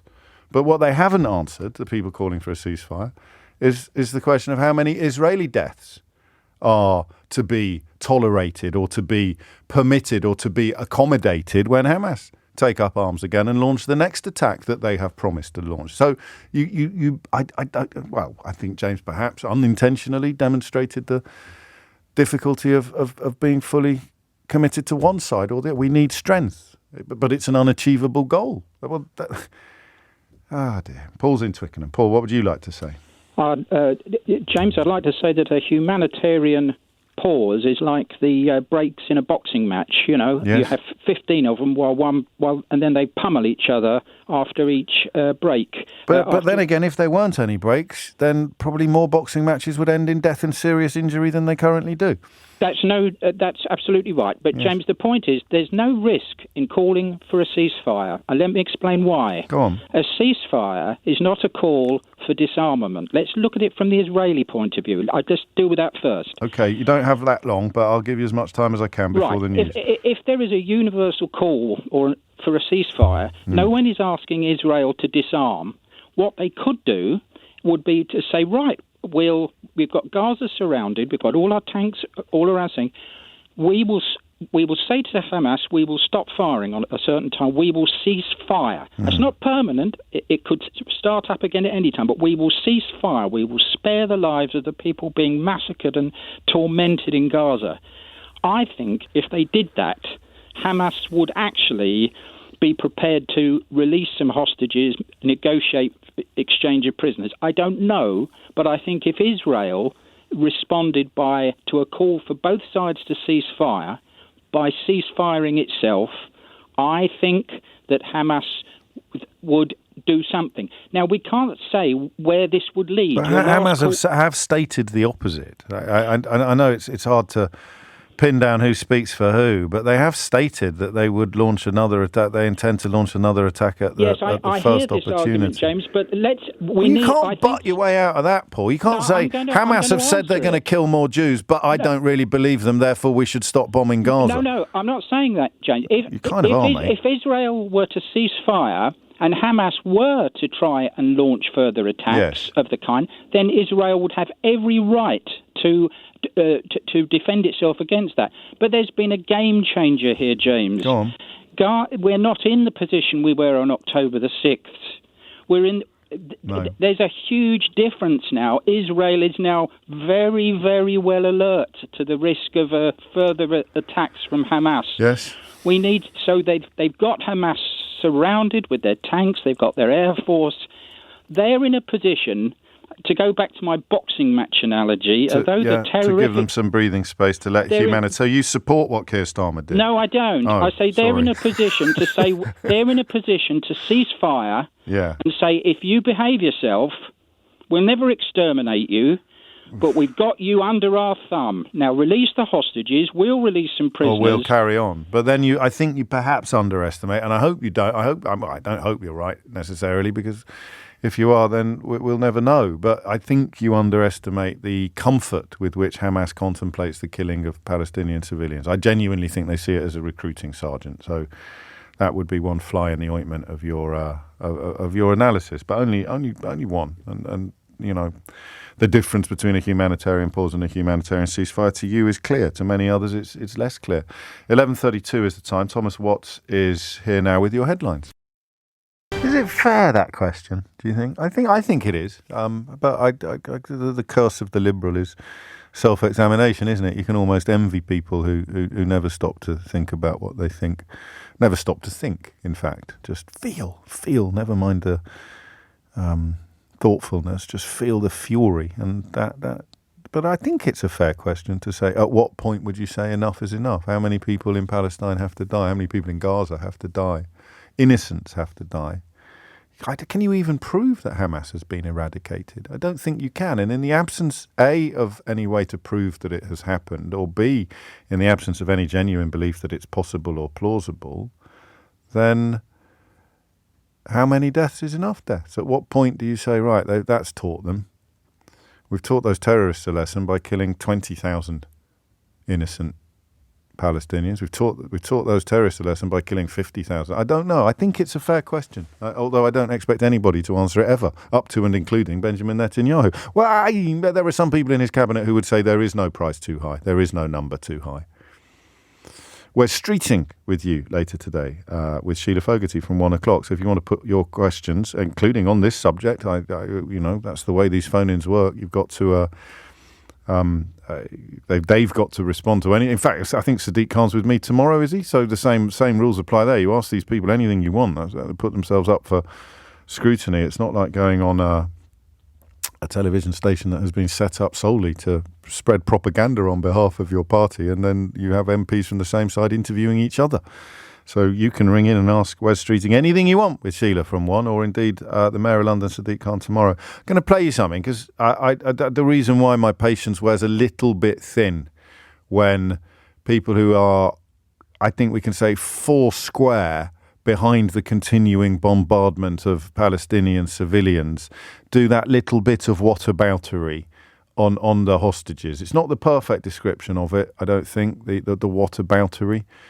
But it does. It questions the sincerity of people calling for a ceasefire. When you say, well, why aren't they calling for Hamas to ceasefire. The thing I read you at the top of the show, top of the hour, was the Layla Moran quote saying a bilateral ceasefire. But I do think there's mileage in the view that Hamas is a death cult. Israel is a democratic sovereign country. So you can reason with one, but you can't reason with the other. If you ever hear me calling for a ceasefire, I'm calling for a bilateral ceasefire. But you have to also acknowledge the knowledge that you're really only you might be calling for Hamas to cease fire, but you're not expecting them to do so. Whereas when you are calling for Israel to cease fire, you really are hoping that they will do so. So that perhaps is a crucial difference. And then when it comes to the hostages and the claim that people calling for a ceasefire are somehow ignoring the hostages, I think it's helpful sometimes to listen to the hostages, or at least to their families, their direct families. Jonathan Ziegen is the son of Vivian Silva, believed to be held. She is a peace activist, and it is believed currently being held by Hamas. And one of the best young, can I say young? I guess everyone is young eventually, aren't they, if you hang around for long enough. One of the best young journalists I've ever worked with, Secunda Kermani, who's now working at Channel 4 News, interviewed Jonathan, I think the night before last. And this is him speaking to Secunda. She was hiding in her closet. And we decided to stop talking on the phone so she wouldn't be heard. And we wrote each other, and until she wrote me there inside the house. And then we just said our goodbyes. I wrote her, I'm with you. She wrote back, I feel you. 10:54, that was the last message. What would your mother think of what's happening in Gaza now? She would be mortified. Because you can't cure killed babies with more dead babies. We need peace. That's what she was working for all her life. I don't want people to hear what I'm saying in Israel. I stand by my message. But my friends, how can you not want, everybody to die? Pain is pain. And I talk with people from the kibbutz and we cry together. You can't mend that. But the only way to have safety and to live good lives is with peace. Vengeance isn't a strategy. 11:41 is the time. Vengeance isn't a strategy, which is why I think that phrase about eradicating Hamas is close to a fig leaf. I wonder if anyone truly believes that. And if you don't truly believe it in your heart of hearts, then you are endorsing vengeance, limitless vengeance, I think, unless you can put a number on the deaths that you think are a price worth paying for the pursuit of the impossible. Well, and there it is. Or you genuinely believe that it is possible. Great work there from Secunda Kermani on Channel 4 News. Let's go to Bromley. Ilara is there. Ilara, what would you like to say? Steer us back to Keir Starmer if you can. Hi, James. Thanks for having me on. Long-time listener, first-time caller. Gosh, you pick your subjects. Well, it's one I feel really passionate about, so of course I'm going to call in about this. Going back to the Keir Starmer situation, I'm really let down by him. I really thought he would have, from the beginning, I would have thought he would have been on the side of humanity and calling for a ceasefire to begin with. So to see that until this day, he's still standing strong in his position is quite disappointing. And from my perspective, I think those MPs had a right to vote whichever way they felt. And of course, it might not be conducive for them to continue in the Labour Party because obviously their ideologies are quite different at this point. So for me, he definitely should have stood for a ceasefire, especially when you've got the IDC coming out, the IDF, sorry. IDF, that's all right. They're coming out with all these evidence from their raids saying that, the Al-Shifa hospital has always been the point where all the Hamas are. That's their headquarters, and the evidence they're coming out with is just ridiculous, James. If that's the evidence they're going by to justify why they keep attacking and the bombarding Gaza, it's just ridiculous now. It really is ridiculous. You're perfectly entitled to that view, just as people are entitled to another one. I'd quote another Channel 4 news journalist, actually Alex Thompson, who correctly states that Israel has yet to produce one shred of evidence to back its claim of a Hamas command and control centre under Al-Shifa hospital. But that doesn't mean it's not true. It's just impossible to independently verify it, partly because of the restrictions in place on foreign journalists moving into that area. And I would add that the World Health Organization has condemned Israel's decision to send troops into the hospital complex yesterday. But if they were genuinely trying to find a command centre, as they state, then they would have had no option. But they haven't produced any evidence yet that they did actually find a command centre. So we'll keep a watching brief on that. What's the difference between a ceasefire, a humanitarian ceasefire, and a humanitarian pause to allow access for aid, food, water, utilities, and medicine? None. But that's what Starmer's called for. There's no difference to me. But that's what Starmer's called for. He's called for the second thing. And you're cracking on at him for not calling for the first. No, they need to have a ceasefire, not just a it's like you said earlier, it's semantics. So when you say a humanitarian ceasefire, we need a ceasefire. And people that keep talking about pro-Palestinian protesters are not calling for Hamas to give back the I think I've dealt with that. I have dealt with that. But you cannot believe that if a ceasefire is announced tomorrow by Israel, you cannot believe that it will be permanent. No, of course it won't be permanent. There'll probably be missiles coming out of the Gaza Strip by tea time. Yeah, but at the end of the day... So it's a pause. So you're the one that's suffering from semantics, I think. Well, you can call it a pause if you want to, but it needs to be a very long pause. It needs to be a pause enough for there to be enough aid to come through. And another thing that people need to understand is you can continue bombing Gaza, but what you're not going to do, you're not going to kill the ideology. That's just going to spring up. Once these kids grow up, they're going to become even worse than their predecessors. So there needs to be a better way of dealing with Hamas apart from just bombing every But then all you're doing is postponing the inevitable, which is what you're accusing Keir Starmer of doing. It's just a bigger pause. It's a longer postponement under your reading of ceasefire than his reading of humanitarian pause. Yeah, well, you could say that, but then it is tricky, but then the only other option is to kill every living soul in Gaza, which is it's just unacceptable. Well, and that's why the question of how many is too many, I think, needs to be asked. It needs to be asked. I don't think you can let people avoid that question, or at least avoid being asked it. You can't, of course, force them to answer it. I think I misspoke a little a moment ago. Vivian Silva is believed to have been killed now by Hamas, the Canadian-Israeli peace activist whose son we heard from just a moment ago, speaking to Secunda Kamani on Channel 4 News, has been declared dead after her remains were found at her home.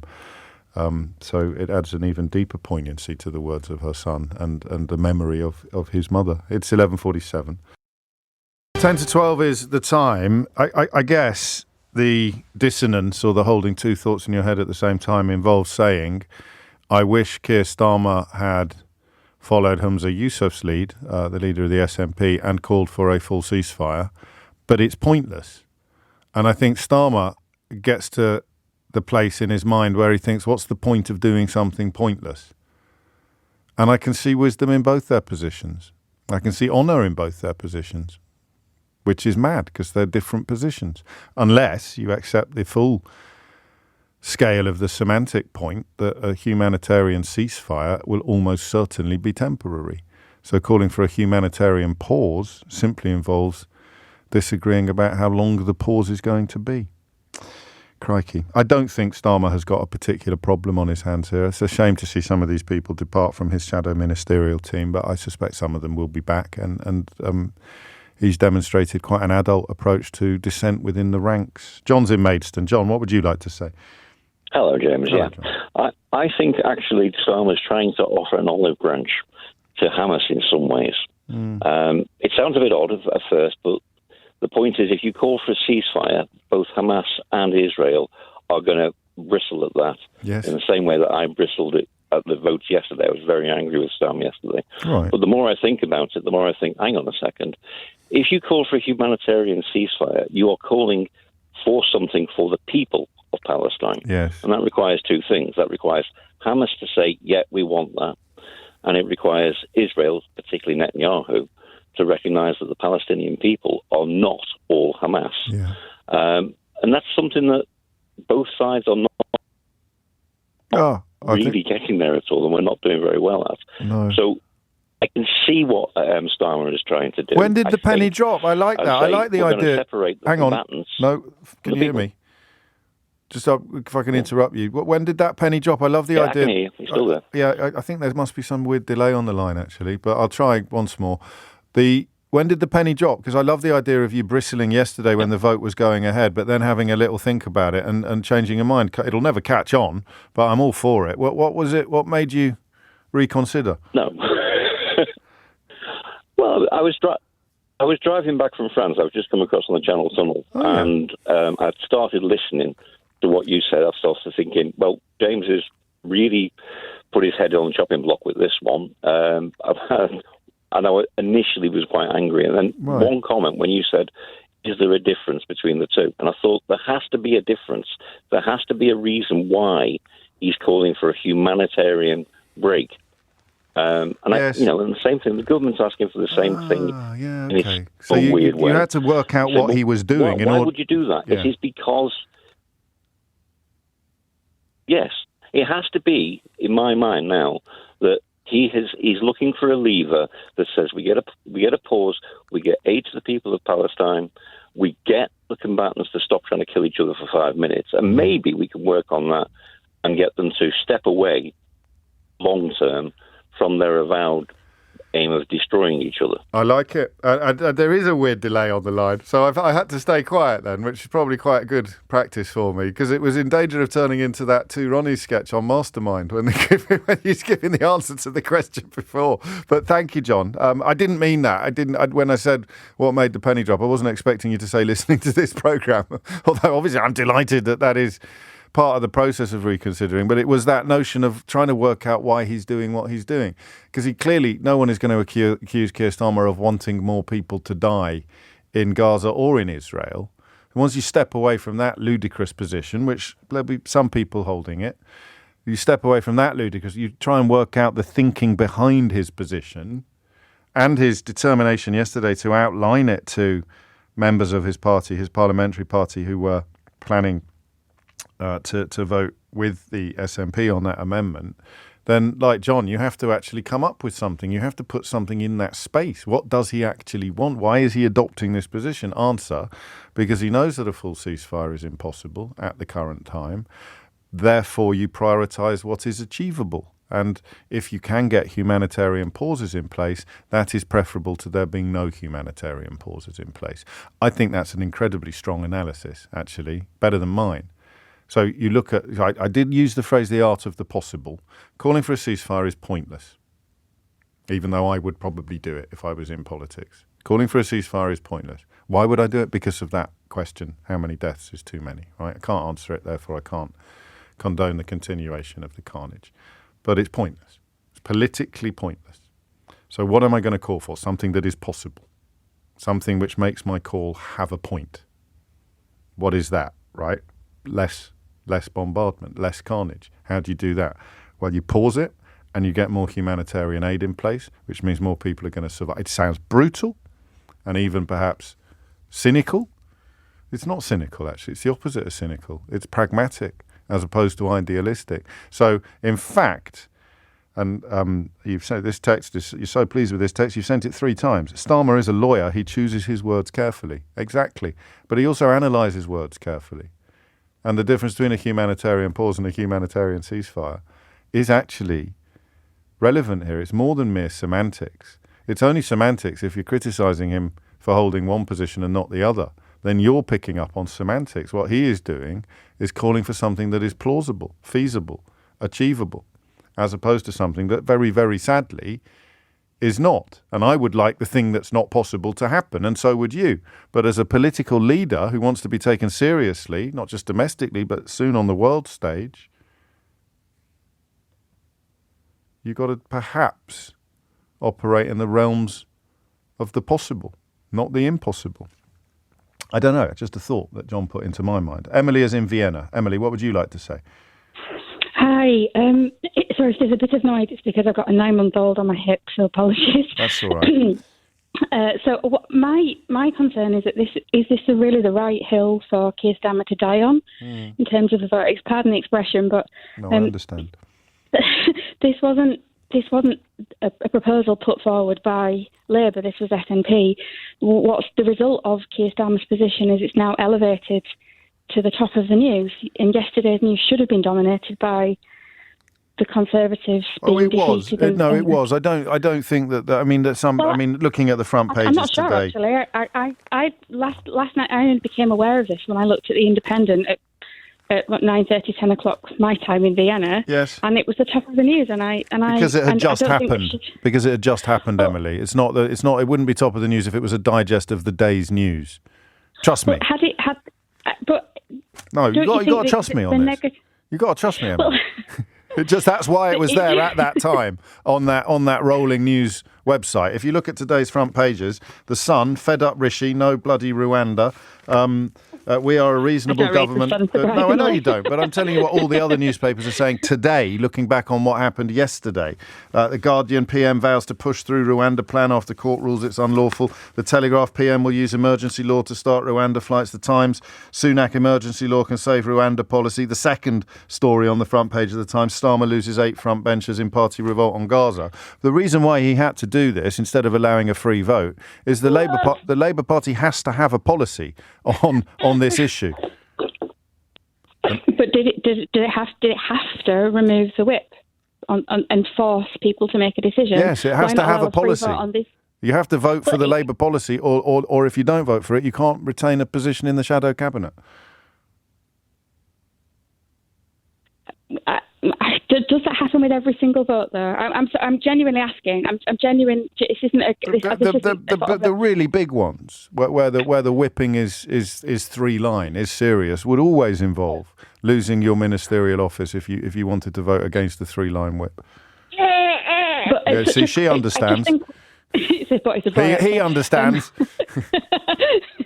Potentially, I just feel that it didn't need to have this consequence. It did. He should have allowed a free vote. He can't allow a free vote because he has to have a policy and he has to stick to it, and it has to be quite a strong policy. I do understand exactly what you're saying, and I apologise if I'm being a little bit strident, but I'm close to saying you're just wrong because he has to have a strong position on this. And if he has his party, the leader of the opposition, has to have a strong position on this issue, and he does. And if you're not agreeing with it, you can't be part of the shadow cabinet. That's how it works. You're not losing the whip. You're still in the Labour Party, still in the Parliamentary Labour Party, but you can't be in the shadow cabinet if you disagree with the party policy on this issue. It's collective cabinet responsibility. I think, Emily, actually, probably most of us have forgotten what it looks like. Because you can be deputy chairman of the Conservative Party calling for the suspension of rule of law, and Rishi Sunak's got your back. It's 12:01. This is LBC from Global, leading Britain's conversation. Mystery Hour with James O'Brien. Oh, gosh, I forgot as well. 4 minutes after 12 is the time, and so did you. I guess because the conversation we were having in the last hour was so serious and heavy duty, you forgot. Because for the first time I can remember in a long, long, long time, the switchboard still has 2 spaces on it at 4 minutes past 12 on a Thursday. Normally you start ringing in from about 10 to 12. Sometimes I allow myself to get a bit irritated by the fact that you're taking up phone lines that could be used by people still keen to contribute to the conversation that we're having in the hope of getting in early on Mystery Hour. So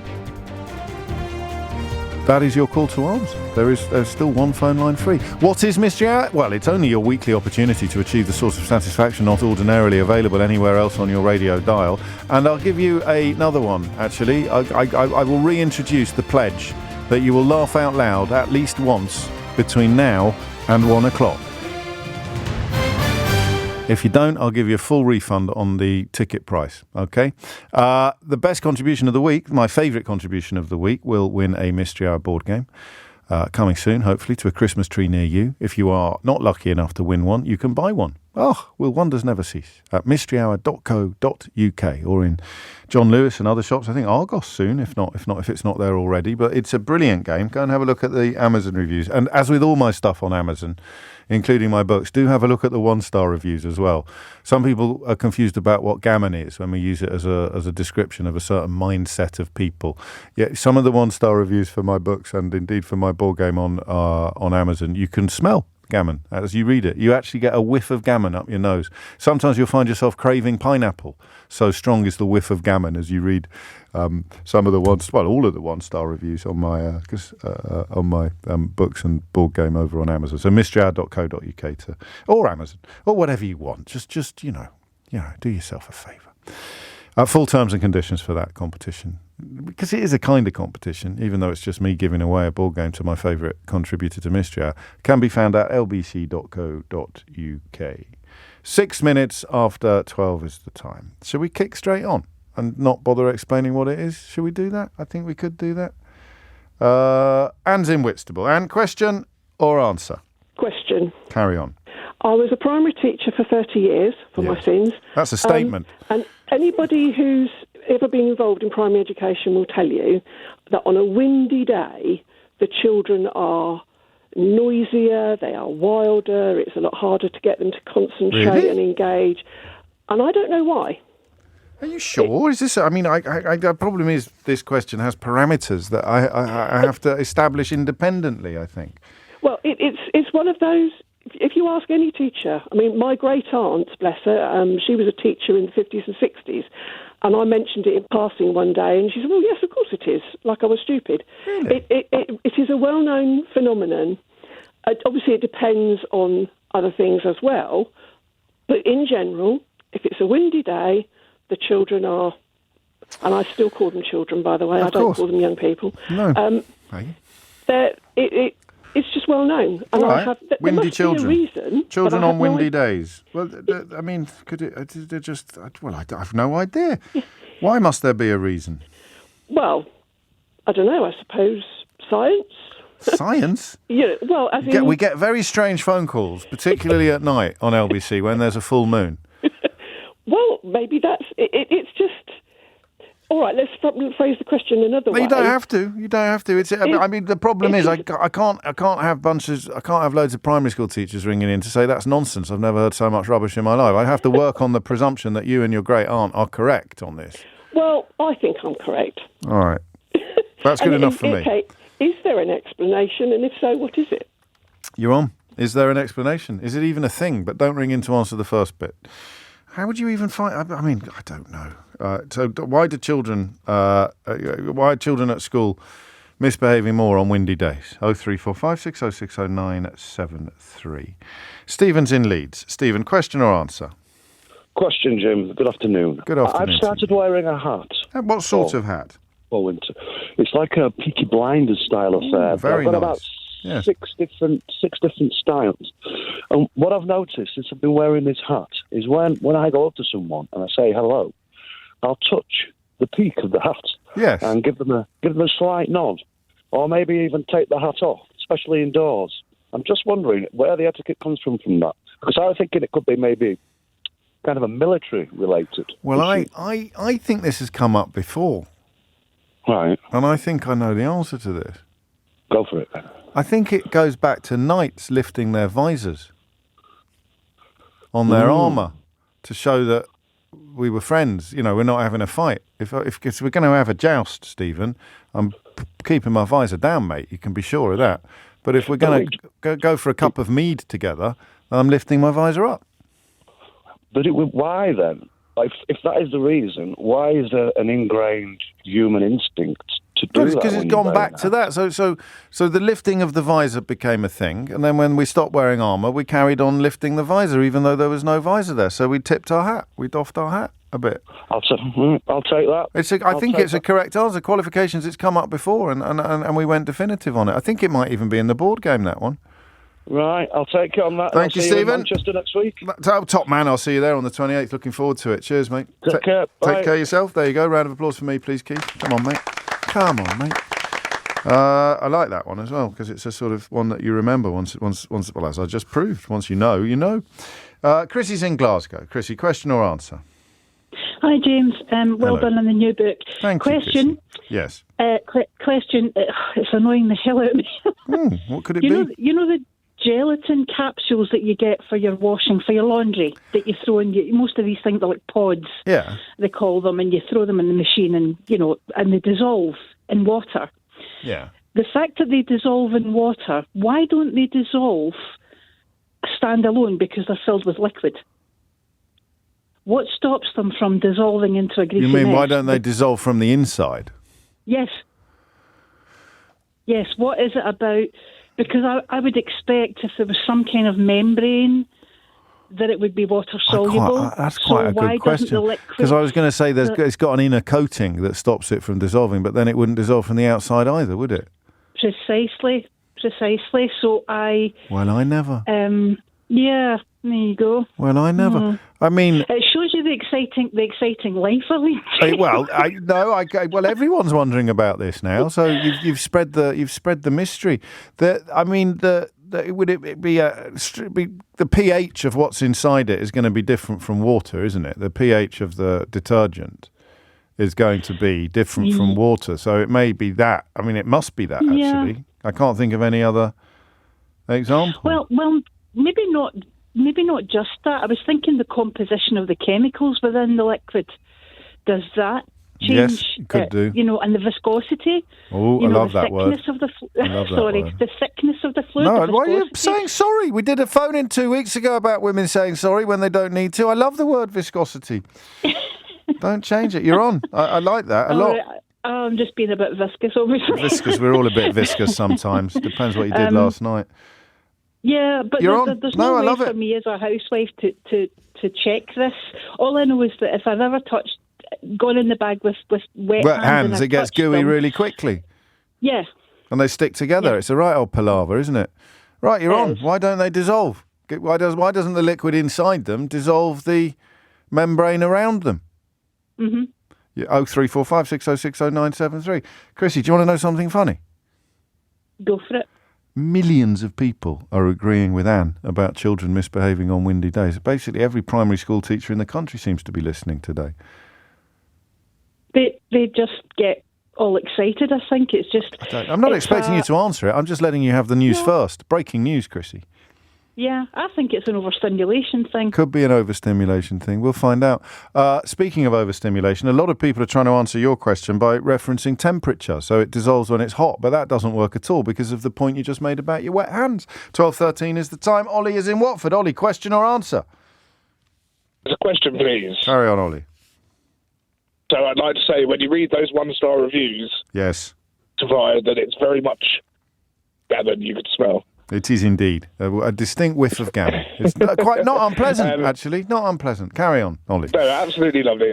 We were at your show at Islington, and it was great. So it was one of the maddest nights of my life, that, mate. It was so special. What did you think? Couldn't stick around to get I think you and Stuart Lee should become the next Laurel and Hardy. Well, I think I'd be the very junior partner in that comment. What did you think when Stuart walked onto the stage? Because I don't think people knew it was going to be him, did they? No, absolutely no idea. I mean, because I listened back, actually, after the show, listened back to his full disclosure. Yes. Where he sort of says, no one knows me. Well, not true. That's what you said, not true, but he sort of is adamant that he gets in cabs and sort of he says, oh, we're doing comedy, and they say, oh, where? Oh, are you supporting or whatever, which is amazing because he's such a great comedian. The gasp that went around the room because I was still backstage, I could hear it, let alone feel it. It was such a lovely moment for people to realise they were getting. And the cartoonist was an amazing touch as well. Chris Riddell, absolute legend. It was such a great when you got night. to some of the later topics, and I remember specifically around Elon Musk. Yes, I know. I've got all those. I've got all those drawings. I gave Stuart a few, but I've got almost all of those drawings. They're such a treat. I'm going to get a bunch of them framed up. Anyway, we're making people who couldn't make it to the gig feel alienated. Question, yes. Yes, so when we have a leap year, why extra day added to February when it's to December? Well, because it's the February already shortest. has an unusual. And I know it's the shortest, but is that the only reason why? Oh, okay, no, I don't Is there know. an actual reason why? I mean, why? Why? It kind of feeds into. I don't have too many. I can't have too many questions. But February is the shortest month. But when we have an extra day in the year because it's a leap year, why is it then added to the shortest month? No, What I like logic that. is No, it's a behind good that? question. That can't be the answer, can it? Because it's the shortest month. Well, I mean, it might be, but it needs to be explained. You can't just say because it's the short. So April is the cruelest month, of course, and February is the shortest month. Thank you, Ollie. Thank you for the kind words. It is 12:16. You are listening to James O'Brien on LBC. Mystery Hour on LBC with James O'Brien.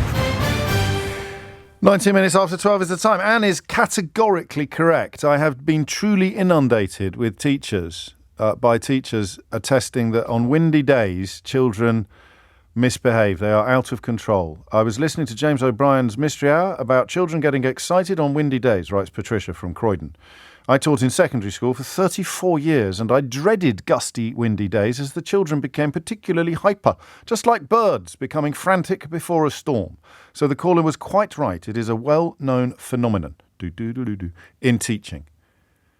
Well, there you go. Why? Why do children become, I'm going to use the word, particularly hyper or wild on windy days? Why don't detergent capsules dissolve, given that they've got liquid on the inside? And why do we add a day to February as opposed to any of the other months when it's a leap year? Richard's in Shrewsbury. Richard, question or answer? It's a question, please, James. Carry on. In English, we have a lot of collective nouns, particularly for animals, but also for other things, which are quite sort of descriptive or poetic or flowery. Yes. Do any other languages do that, or is it just us? What do you mean? So we have, rather than just having herd or flock or pack. Oh, I see. You mean lots of different words? Oh, sorry. Yes, of course, I understand. Yeah. So non-generic collective nouns. Like specific ones. So, like, one of the ones is crash of rhinos, which I think is, that's one I really like. I'm sure it doesn't directly translate, but do other languages have, like, an equivalent? I'm just trying to think. I don't flock? have the Latin. I thought I might be able to come up with one of French. Oh, that's a lovely question. Yeah, I mean, all you need is one answer, isn't it, to be affirmative? Yeah. I don't think anyone can answer in the negative because you'd have to be familiar with every language on earth. That's true, and I think that's unlikely. Oh, ye of little faith! I would love to hear if the Welsh had a collective noun for kangaroos, and why. What is the collective noun for kangaroos? No, I don't know either. I bet there is one, though. Yeah, of course there would be. Well, yeah, but that's in English, isn't it? Well, albeit Australian. Thank you. No, I like that one. So collective nouns in foreign languages. I wonder if there is. It's lovely. It comes from the Anglo-Saxon, then the Germans probably do. I don't know. It's on the list, Richard. Great question. Zara is in Kingston. Zara, question or answer? It's an answer. Carry on. Hopefully it's an answer. So it's about why children go wild on windy days. Oh, yes. So I'm a child psychotherapist, and part of my training I had to observe a 2-year-old for a year in a nursery, and I noticed exactly the same thing, that when it was windy, this room full of toddlers were absolutely bananas. So at the time I Googled it, and Google said that there was no science behind it. So I had to think based on what I know about child development and their brains and everything, and I think that they are much more susceptible to the environment. So kind of much in the same way that parents might try and have an argument but without raising their voices, children can sense that tone and that there's just a feeling. Or like, I know for me, I've got a 4.5-year-old. Whenever we're packing to go on holiday, he loses his mind because he can just sense that there's some sense of kind of urgency. So there's a what do they call it? There's a disruption in the something. It's a dysregulation. So I think it's a primitive thing that when it's windy, it might be that some children seek comfort because that unstable atmosphere makes them feel a bit scared. And some children, it makes them dysregulated and they kind of reflect that chaotic atmosphere in their behaviour. So there's no sort of cause and effect explanation of it. Yeah, there's no science, but there's kind of, when you look at child development and how their brains work and how they get dysregulated very easily, that it kind of makes sense. Qualifications? Child psychotherapist. So you've observed it then? I have. Yeah, I take that. I think that works. So it's a dysregulation in the atmosphere contributes to a dysregulation in the behaviour of the child. There we go. Round of applause for Zara. I like that one. Yeah, it makes sense. People might add to it, Zara. They're welcome to do so, but your round of applause is ring-fenced. And Esteban is next in Honor Oak Park. Esteban, question or answer? Question, please, James. Carry on. So I saw a video of the guards who walk around, horse guards and so on, marching with their rifles. And there was one child who didn't notice them or didn't know that he had to get out the way, and he more or less got trampled over. Yes, I've seen that clip. It's a viral clip, isn't it? It's quite... Yeah. I think he shouted. I think the soldier shouted, but the mum was too busy on her phone or something. I forget the details. But yes, I'm familiar. Even in that instance, though, I was wondering, are they tourists? Do they know the rules? Do you know they were meant to get out to the way, understand English? But anyway, the question was... I didn't know that. Did you know that? I didn't know that. I think only because I've seen previous videos of that being the case and other people being trampled over. Get out of the way! Get in the back of the van! Carry on. What's the question? Maybe out of just sheer fear, it's like run. Could they be sued? And if they are sued, is it themselves? Because technically they're the King's Guards, aren't they? Lord above, this is a complicated question. I thought I just... So if they trod on a human and did them some damage... Yeah. Would the human have a case for damages? I presume so. Or you're wondering if there's some special dispensation because of... That's it. The royal connection. Yeah. Is that a good question or not, Esteban? I'm not sure, mate. I don't know. The missus agrees. She thought it was a good question. Did she like it? I generally it's 2-1. That's a good sign. Yeah, fair enough. It's 2-1. All right, you're on. Are they liable to normal laws when they're trampling small children in the course of duty? 03456067973. I guess we just need a horse guard to answer that question, a former horse guard or something like that. But even you probably don't know. If it's probably never happened, nobody knows. Don't need to know. Nobody knows. I like it. Chris is in St. Helens. Chris, question or answer? Answer, please, James. Carry on. It's for the pods. Oh, yes. So, long story short, they can't dissolve with the product that's in them because they're super concentrated. I can't remember the name of the polymer, but it dissolves in a certain saturation of water. Yes. And basically, because the liquid detergent is super concentrated, it can't physically dissolve in that. And that's why when you add water, or if, say, for example, you've got steam in your kitchen, you might find that they're starting to dissolve before you even put them in the washing machine. Yes. So the concentrate. So they dissolve in water, and there's not enough water in the concentrated liquid. Exactly that. So is it PVA? It's called. I don't know, to be honest, mate. Qualifications. I wrote the process guide to make the detergent for a very well-known brand. You wrote the process guide. I wrote the software for the process. I'm an automation engineer. You've been on before, haven't you? Yes. Did you get a Ray Liotta? Yes. Yeah, I thought so. I don't think you get another one on this. Do you? Do you get another one on this? I'm not fussed. Doesn't dissolve because it's super cool. You wrote the software for the recipe for the pods. For the detergent side, yes. For the detergent side. That's pretty good, isn't it? But then you're going to just hoover up all the Ray Liottas whenever there's a question about detergents. No, it's anything manufacturing, mate. Well, that was it. What was the other one? What was the last one? Was it about barcode? PD podding. The what? PD podding. Yeah. Did you think? I'm going to let Keith decide. He literally wrote the book. So you get one. I'm Ray Liotta, and you're listening to James O'Brien on LBC. If you build it, they will come. Nice one, Chris. Thank you, Dave. Thank you, mate. Nicely done. Soluble in water, but not soluble in detergent. It's polyvinyl alcohol, Jonathan tells us. Quite poignant now that Ray Liotta is no longer with us. And speaking of poignant, is anyone else just having getting completely blindsided whenever I read about Matthew Perry? Absolutely. The tributes from his co-stars yesterday, I think they've all given one now, but the one that Lisa Kudrow, who played Phoebe, wrote was they just get me. It's the first time I mentioned this to you at the time. It's him and George Michael for some reason they just get me every time I remember that they're no longer with us. It's just you never know how big a hole someone's going to leave. I don't know them. I didn't know either of them. I met them, but I didn't know them. They weren't. But gosh, that Matthew Perry one just breaks me every time I see it. 28 after 12. Liz is in Pettswood. Liz, question or answer? It's a question, please, James. Yes. So I woke up this morning, and for some reason, I was just thinking about this, and I thought, why have I never thought of this before? And I really want to know the answer.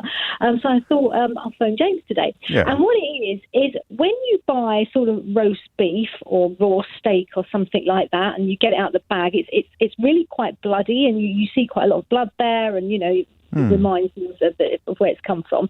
However, when you buy chicken, you never see, even if you buy a whole roast chicken, you never see any blood. So I was wondering if chickens had blood inside their bodies.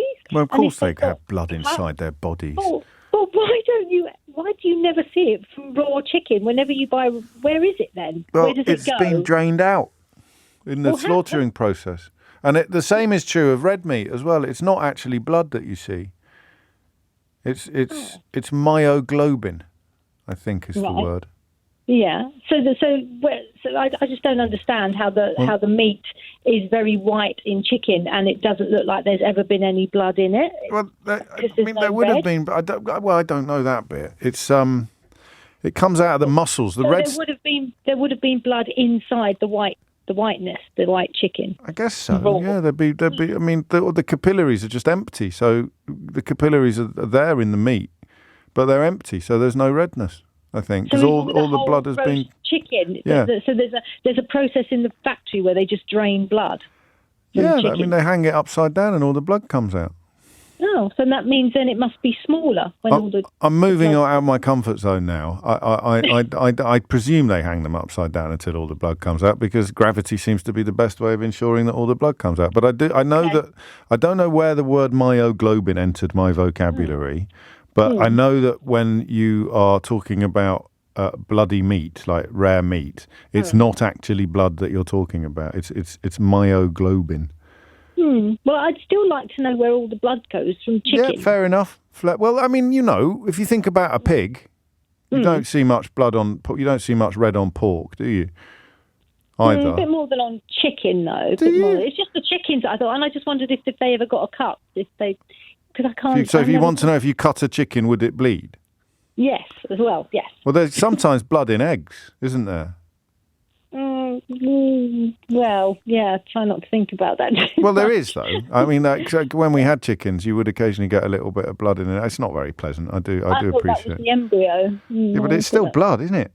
Yeah, well, I expect that it's what it's made from eventually. But. So it's on the list. Where does all the blood go? Because they make black pudding out of the pig's blood. That's why I mention it. You drain a pig and then you make lovely, delicious black pudding out of it. Yeah, it's just the chickens. I know you're not being distracted from the chickens, are you? You're hitting me over the head with a chicken every 30 seconds during this conversation. Where does all the chicken blood go? Yes. Well, we're on that subject. What do they do with it?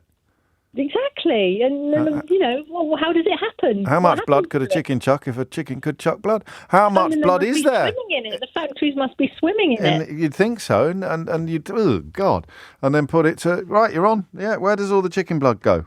And why does there appear? If you want to add to it, what's going on with a nice piece of beef?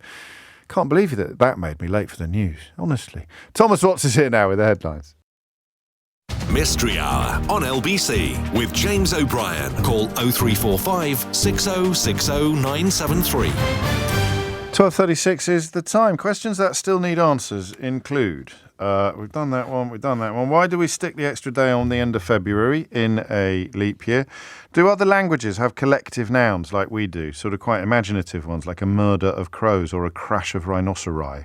And when those horse guards trample over children, are they legally liable in any way? 0345 6060 973. And you can still put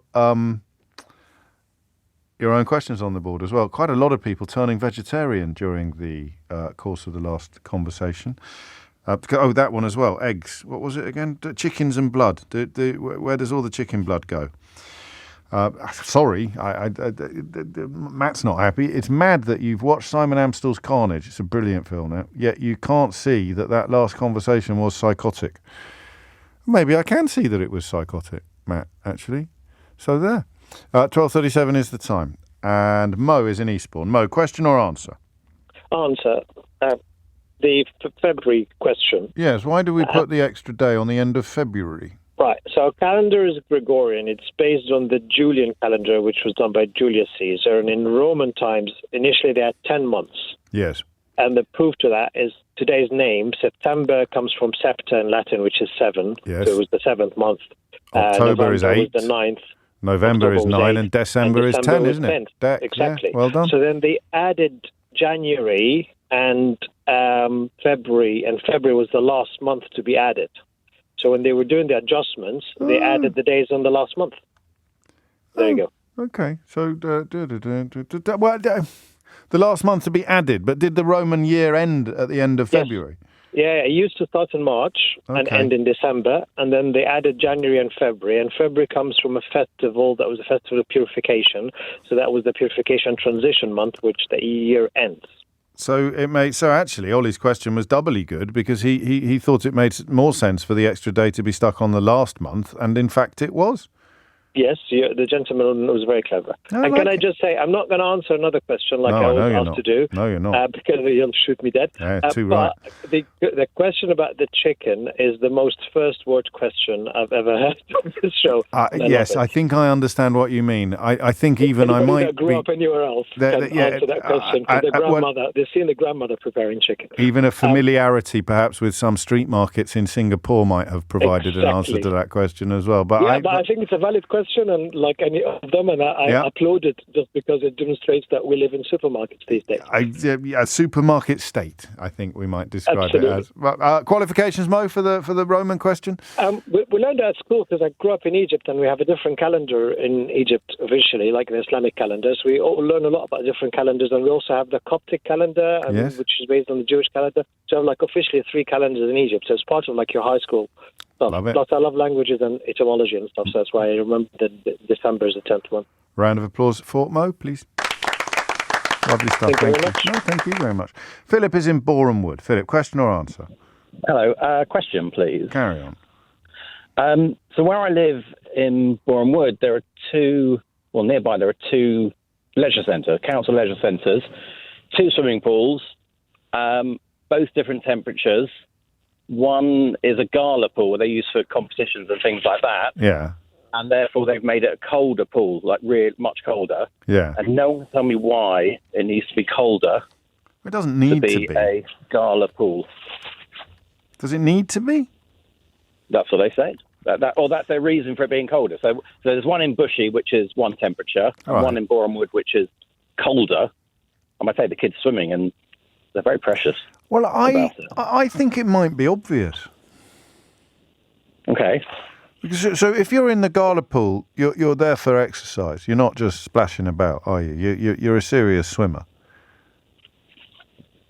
Right. If the water is warmer, the warmer the water is, the more likely you are, I would have thought, to sweat or to cramp up. So if you're doing competitive training, like proper training, physical training, then the cooler water means you'll just do. Also, for record, you probably slow down in warmer water for those reasons, and therefore, for a record to be more likely, or your fastest time, you want cooler water. It cools you down as you exercise. Whereas in the other pools, you're not really exercising; you're just splashing about, so you don't want to get cold. So they do have family swims and children swimming. It's not just. They don't just use it for galas. It's just that's the one that they do. But it's a competitive pool, is what we'd call it, right? Yeah. So I think that would be it. I'm going to leave it on the board and I'll let a swimmer answer it, but I'll be very surprised if it's not linked to sweating. Okay, well, if it is, obviously welcomes your round of applause. Well, that's very kind of you, Philip. That's very, very kind of you to come round my house and tell me to help myself to a drink. That's all right. It's nice to turn on LBC and have a light-hearted hour. Top man, thank you, mate. 12:42. Why are competitive pools colder than leisure pools? I think I've got the terminology correct. Richard, 12:42. Sean's in Worcester. I was in Worcester last week.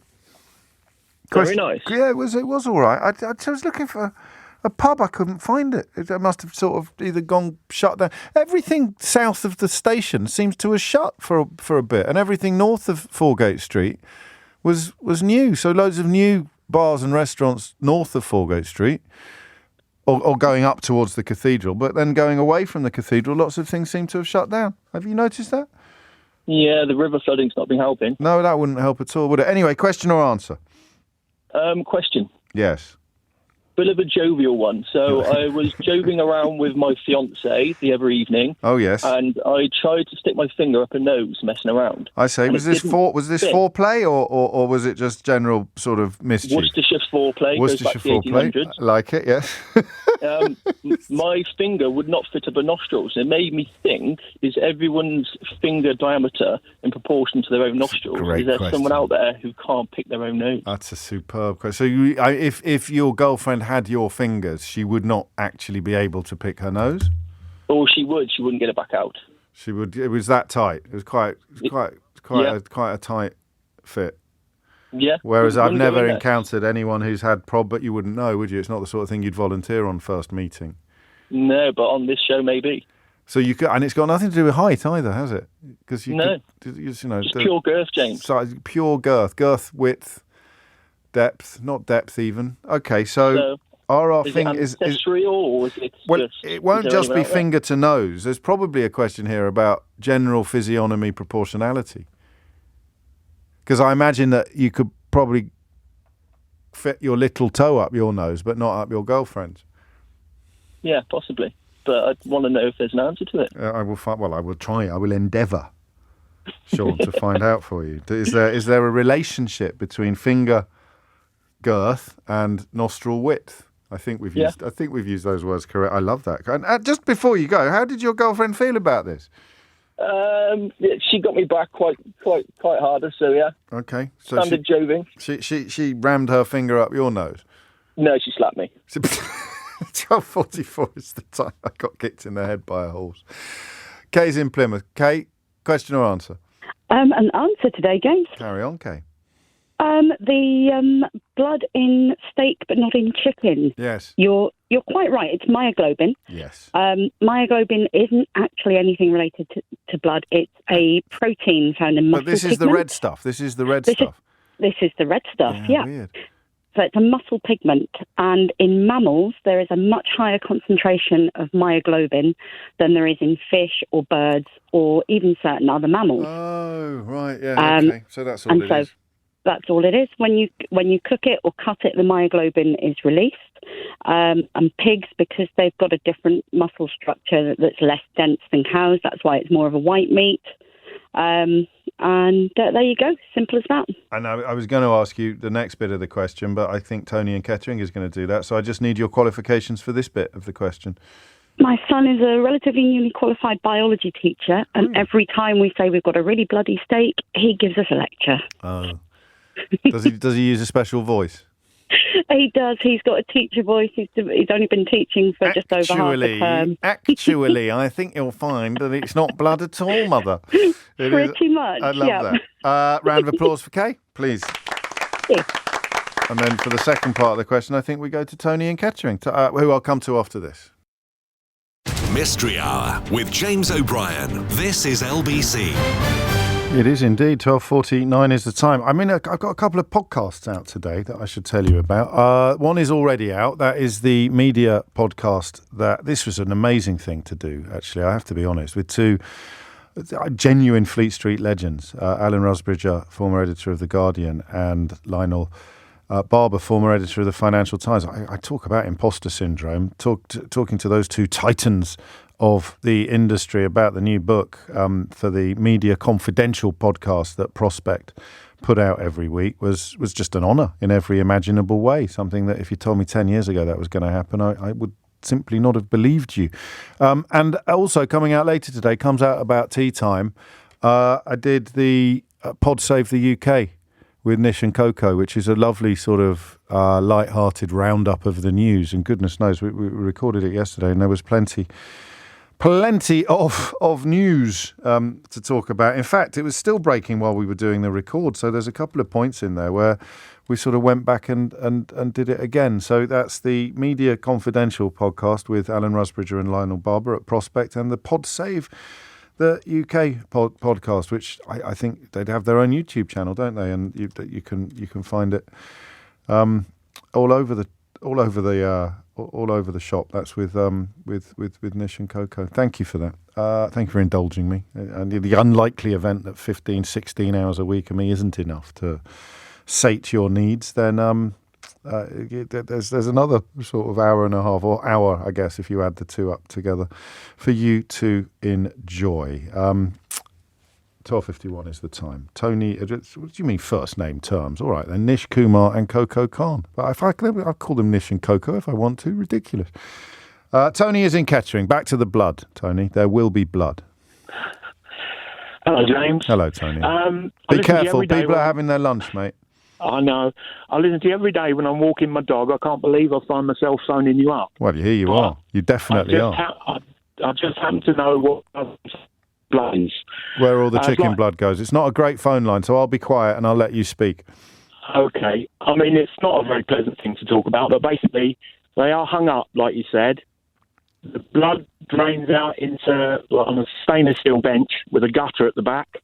All the gutters join up, run it right to the end of the plant, and at the end of the plant, there's a tanker part, like a petrol tanker-sized fuel tanker. Yeah. And it all just runs into that tanker, and as soon as it's getting near full up, they back onto it, drive it away, put in an empty tanker, and they run for 24 hours. The blood never stops flowing. Where does it go?